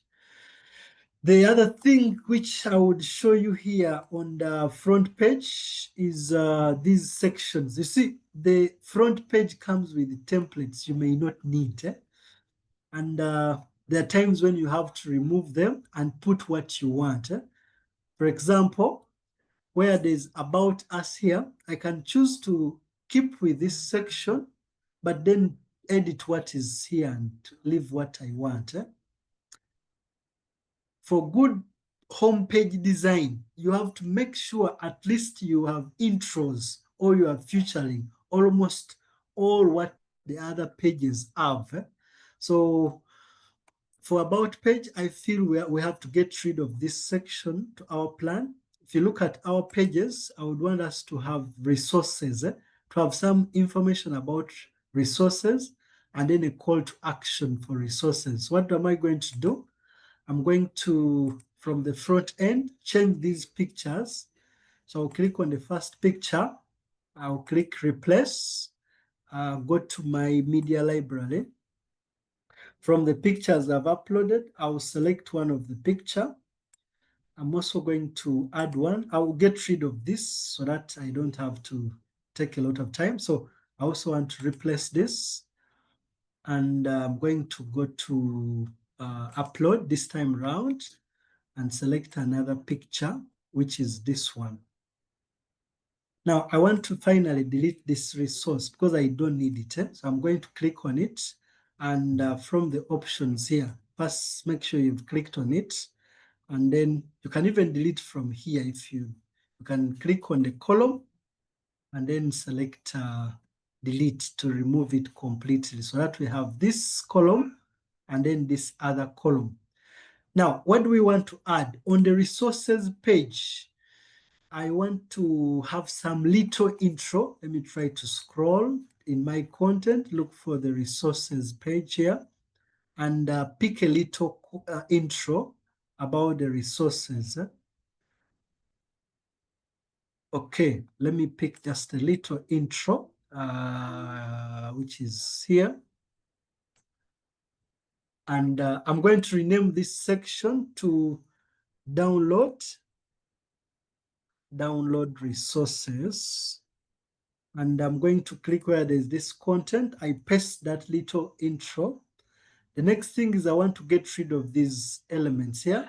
If I have time, I can put the categories, because you see, I have past papers and I have notes. I may write something about notes, put here past papers. But very important is we need to put a call to action as a link to lead us to the other, to allow a person download. To do that, how do we add a call to action? To add a call to action, still, you can click on the block inserter from here and then look for a button. If you have a good button somewhere you have done, you can reuse it. For example, I can click on this button, and from the tools here, I click on copy because I don't want to waste time formatting and editing. So I'm going to come back to this section, and this time around, I am going to paste. I can simply right, or I click on the section, press Ctrl V to have my button added. So to add the button, where is the button? I want to paste. Okay. Ctrl V.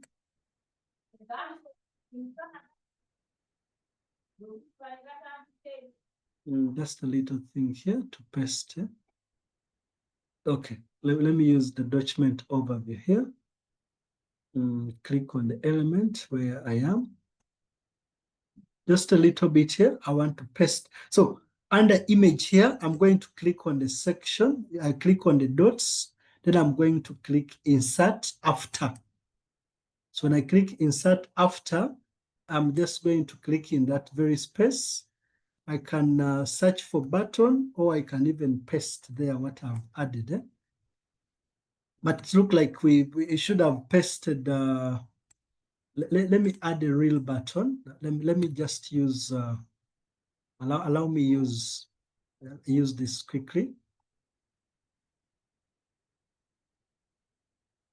Let me type in button and then look for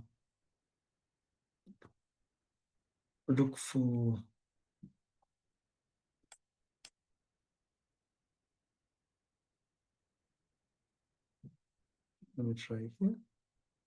Allow me try here. Insert after. And then I'm going to type in button.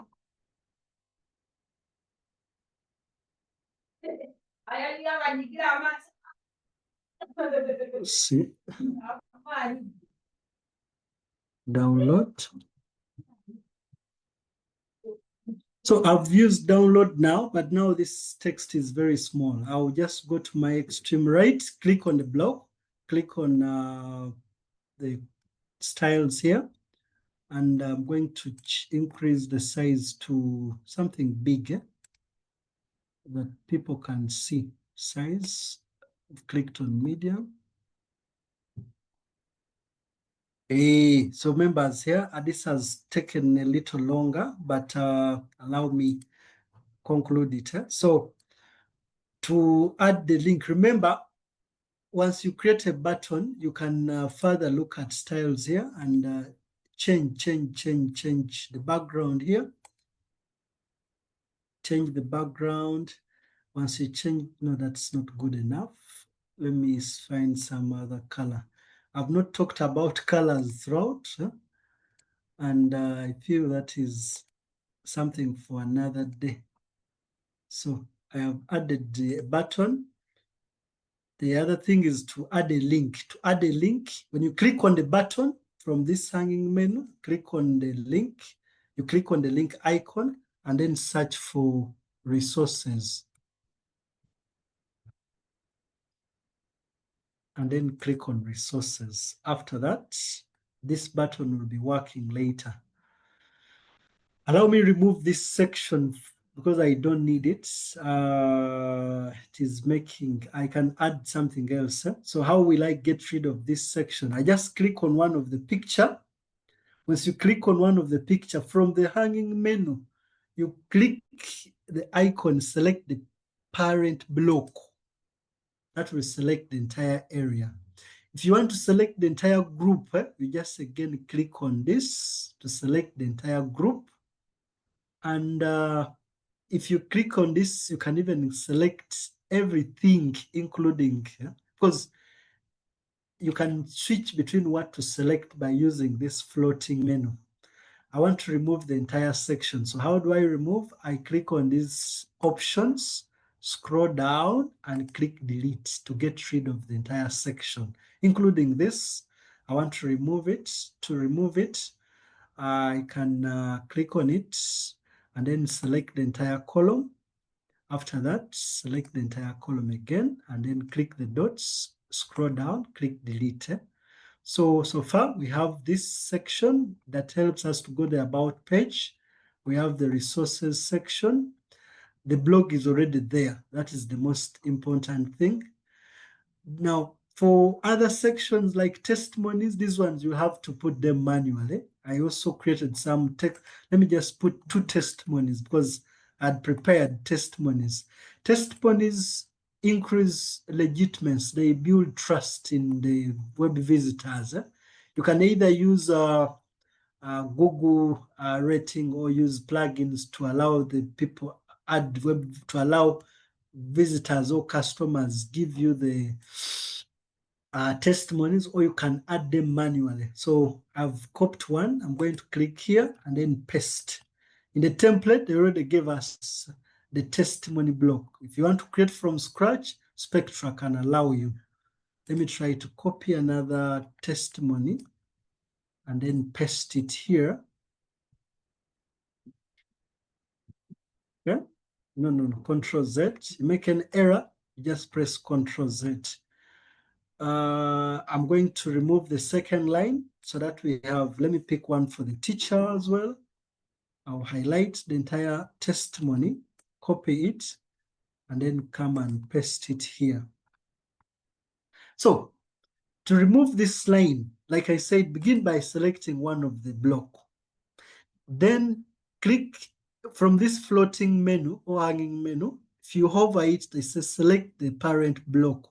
If I click this, it will select the block. The block is this entire section, which includes the testimony, the name of the person, and their title. If I want to select the entire column, then I again click to select the parent and wait a little bit. If I click here again, click again. Okay, let me just get rid one by one because it is taking a lot of time. So I can, by the way, from even this side, you can delete them. You can just click on the group here and delete it from the document overview. Or you can click on the element, select the group, then click on the options from the hanging menu, look for delete. I want to also delete this one, so I'm going to use the document overview, click on this dot, scroll, and then delete. So I think we have at least sample what say, let me say, what our clients say. What our clients say. I think it's the same thing, just some formatting. Let's check again. At least call to action to about, to the resources, the testimonies. Now this section, frequently asked question, you can customize it And then now we have the blog. So let's save it here. And then finally now view the site. I'm going to refresh in the front end. If I click refresh here, yeah, our site is coming to light. This hero section is done. I have the about page, something to delete a little bit here. Yeah, and then we have the testimonies. And then finally we have the blogs. Friends, it has been a long call. I want to stop here. Those who will need more guidance, feel free to look at my YouTube channel. I have other complete video. This video has been recorded, and I know the link is going to be shared. You can check. If you navigate to teacherdeniskruger.com, I also have this video, which is Build Your Professional Website. You can look at it to take more guidance. And then in case you want to get one-on-one, you can also visit my portfolio, Teacher Dennis Kruger. Either contact me or send me a message so that we can support you accordingly. Because that is it for today. If you have a question, please feel free to ask Mr. Mukalele. I want to end here. Guys, I want to appreciate for the patience. Thank you for being on call. If any questions, we just have to interact jointly. Thank you. Back to you, Mr. Mukalele. Yeah, thank you very much. And also, Mr. Omanga, thank you for actually, Mr. Mr. was trying to wind up at the other point, and the time was yeah, but because this week we decided to have only one session per category, I'm going to work on all these videos and share them because this is the last session for this week. On Monday next week, we are going to be looking at pitching. On the screen here, you see these children here were actually pitching a website. These are primary school children from New Jerusalem Junior School, and they were presenting their website on stage. We are going to be having a similar kind of pitch during the Edify exhibition, and the judges were asking them. And I said some of the things which are technical, these children may not be able to do them, but there is something they can do.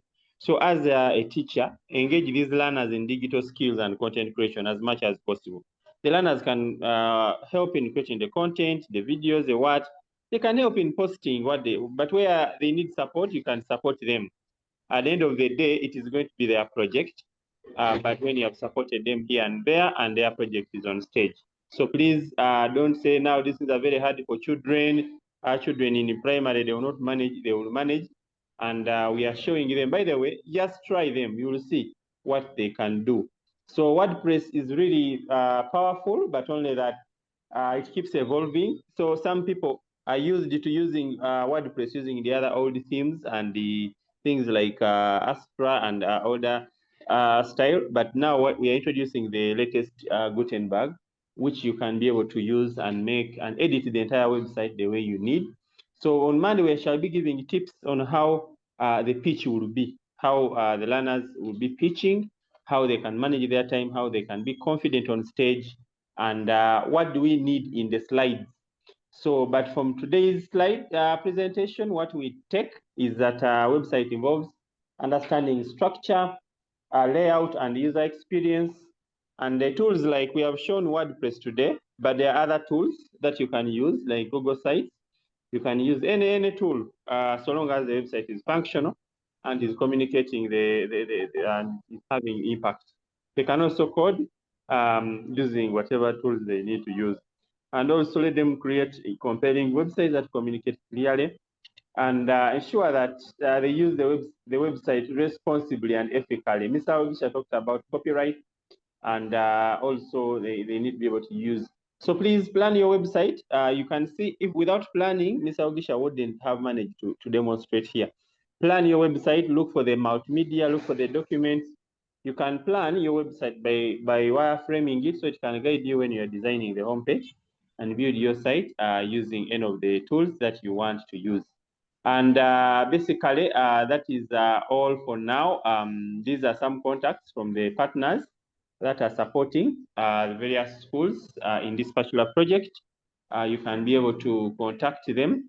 Edify, for schools which are not partner schools, you want to become a partner, you can still become a partner. You just fill in a simple form and you become a partner so that you can participate. You can contact Samuel. Shareability, we are here to support. If you need hosting, we are giving free hosting for schools that are participating. And Kawa is here, is supporting schools. Yesterday, they were taking us up through the apps, but even website and multimedia. Then Mindset Coders are supporting a lot regarding robotics. You need to participate in robotics. You don't need to have a kit. You can contact them and they can get for you robotics kits and you can be able to participate. So thank you very much. Next week, we shall be looking at a pitching prep and the video. I think today before I sleep, I have to work on all these videos and I share them through our platform so that we can always catch up. So that is all for now. Let me ask Fresh Teacher. Thank you for being on. You can give us a closing prayer, Fresh Teacher. Thank you for being on up to the end of the session. Fresh Teacher, or we can have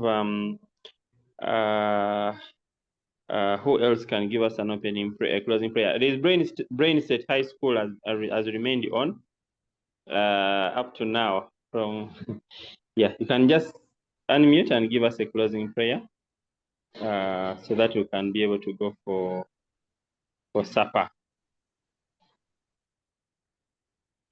Okay.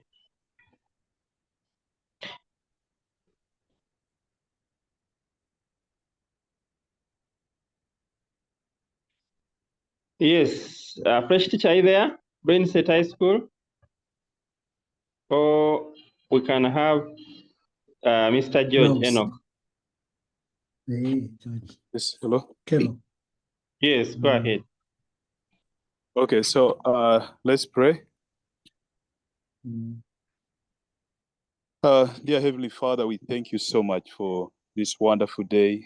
Thank you so much for teacher Dennis, for the knowledge and the wells of wisdom that you've given him, and also for the great heart, to be willing to share out. Father, we thank you so much for this exhibition, which is not only to showcase the skills, but also to show, what the love for Christ can still get manifested in knowledge and in wisdom, even through the learners and the teachers. I pray that, Lord Father, those who were able to stay up to the end, God, you bless them. Whoever is going to come back to listen to this recording, may they be able to get the knowledge and to grasp the wisdom that they needed in this recording. I pray that, Lord Father, you will bless us this night. You will bless us as we prepare for this wonderful day, which is coming next in September. And we commit it to your hands that everything will go as planned to bring glory to your name. Thank you. Be exalted, be glorified. In Jesus' mighty name, we pray and believe. Amen. Amen. Amen. Amen. Okay. Amen. Yes.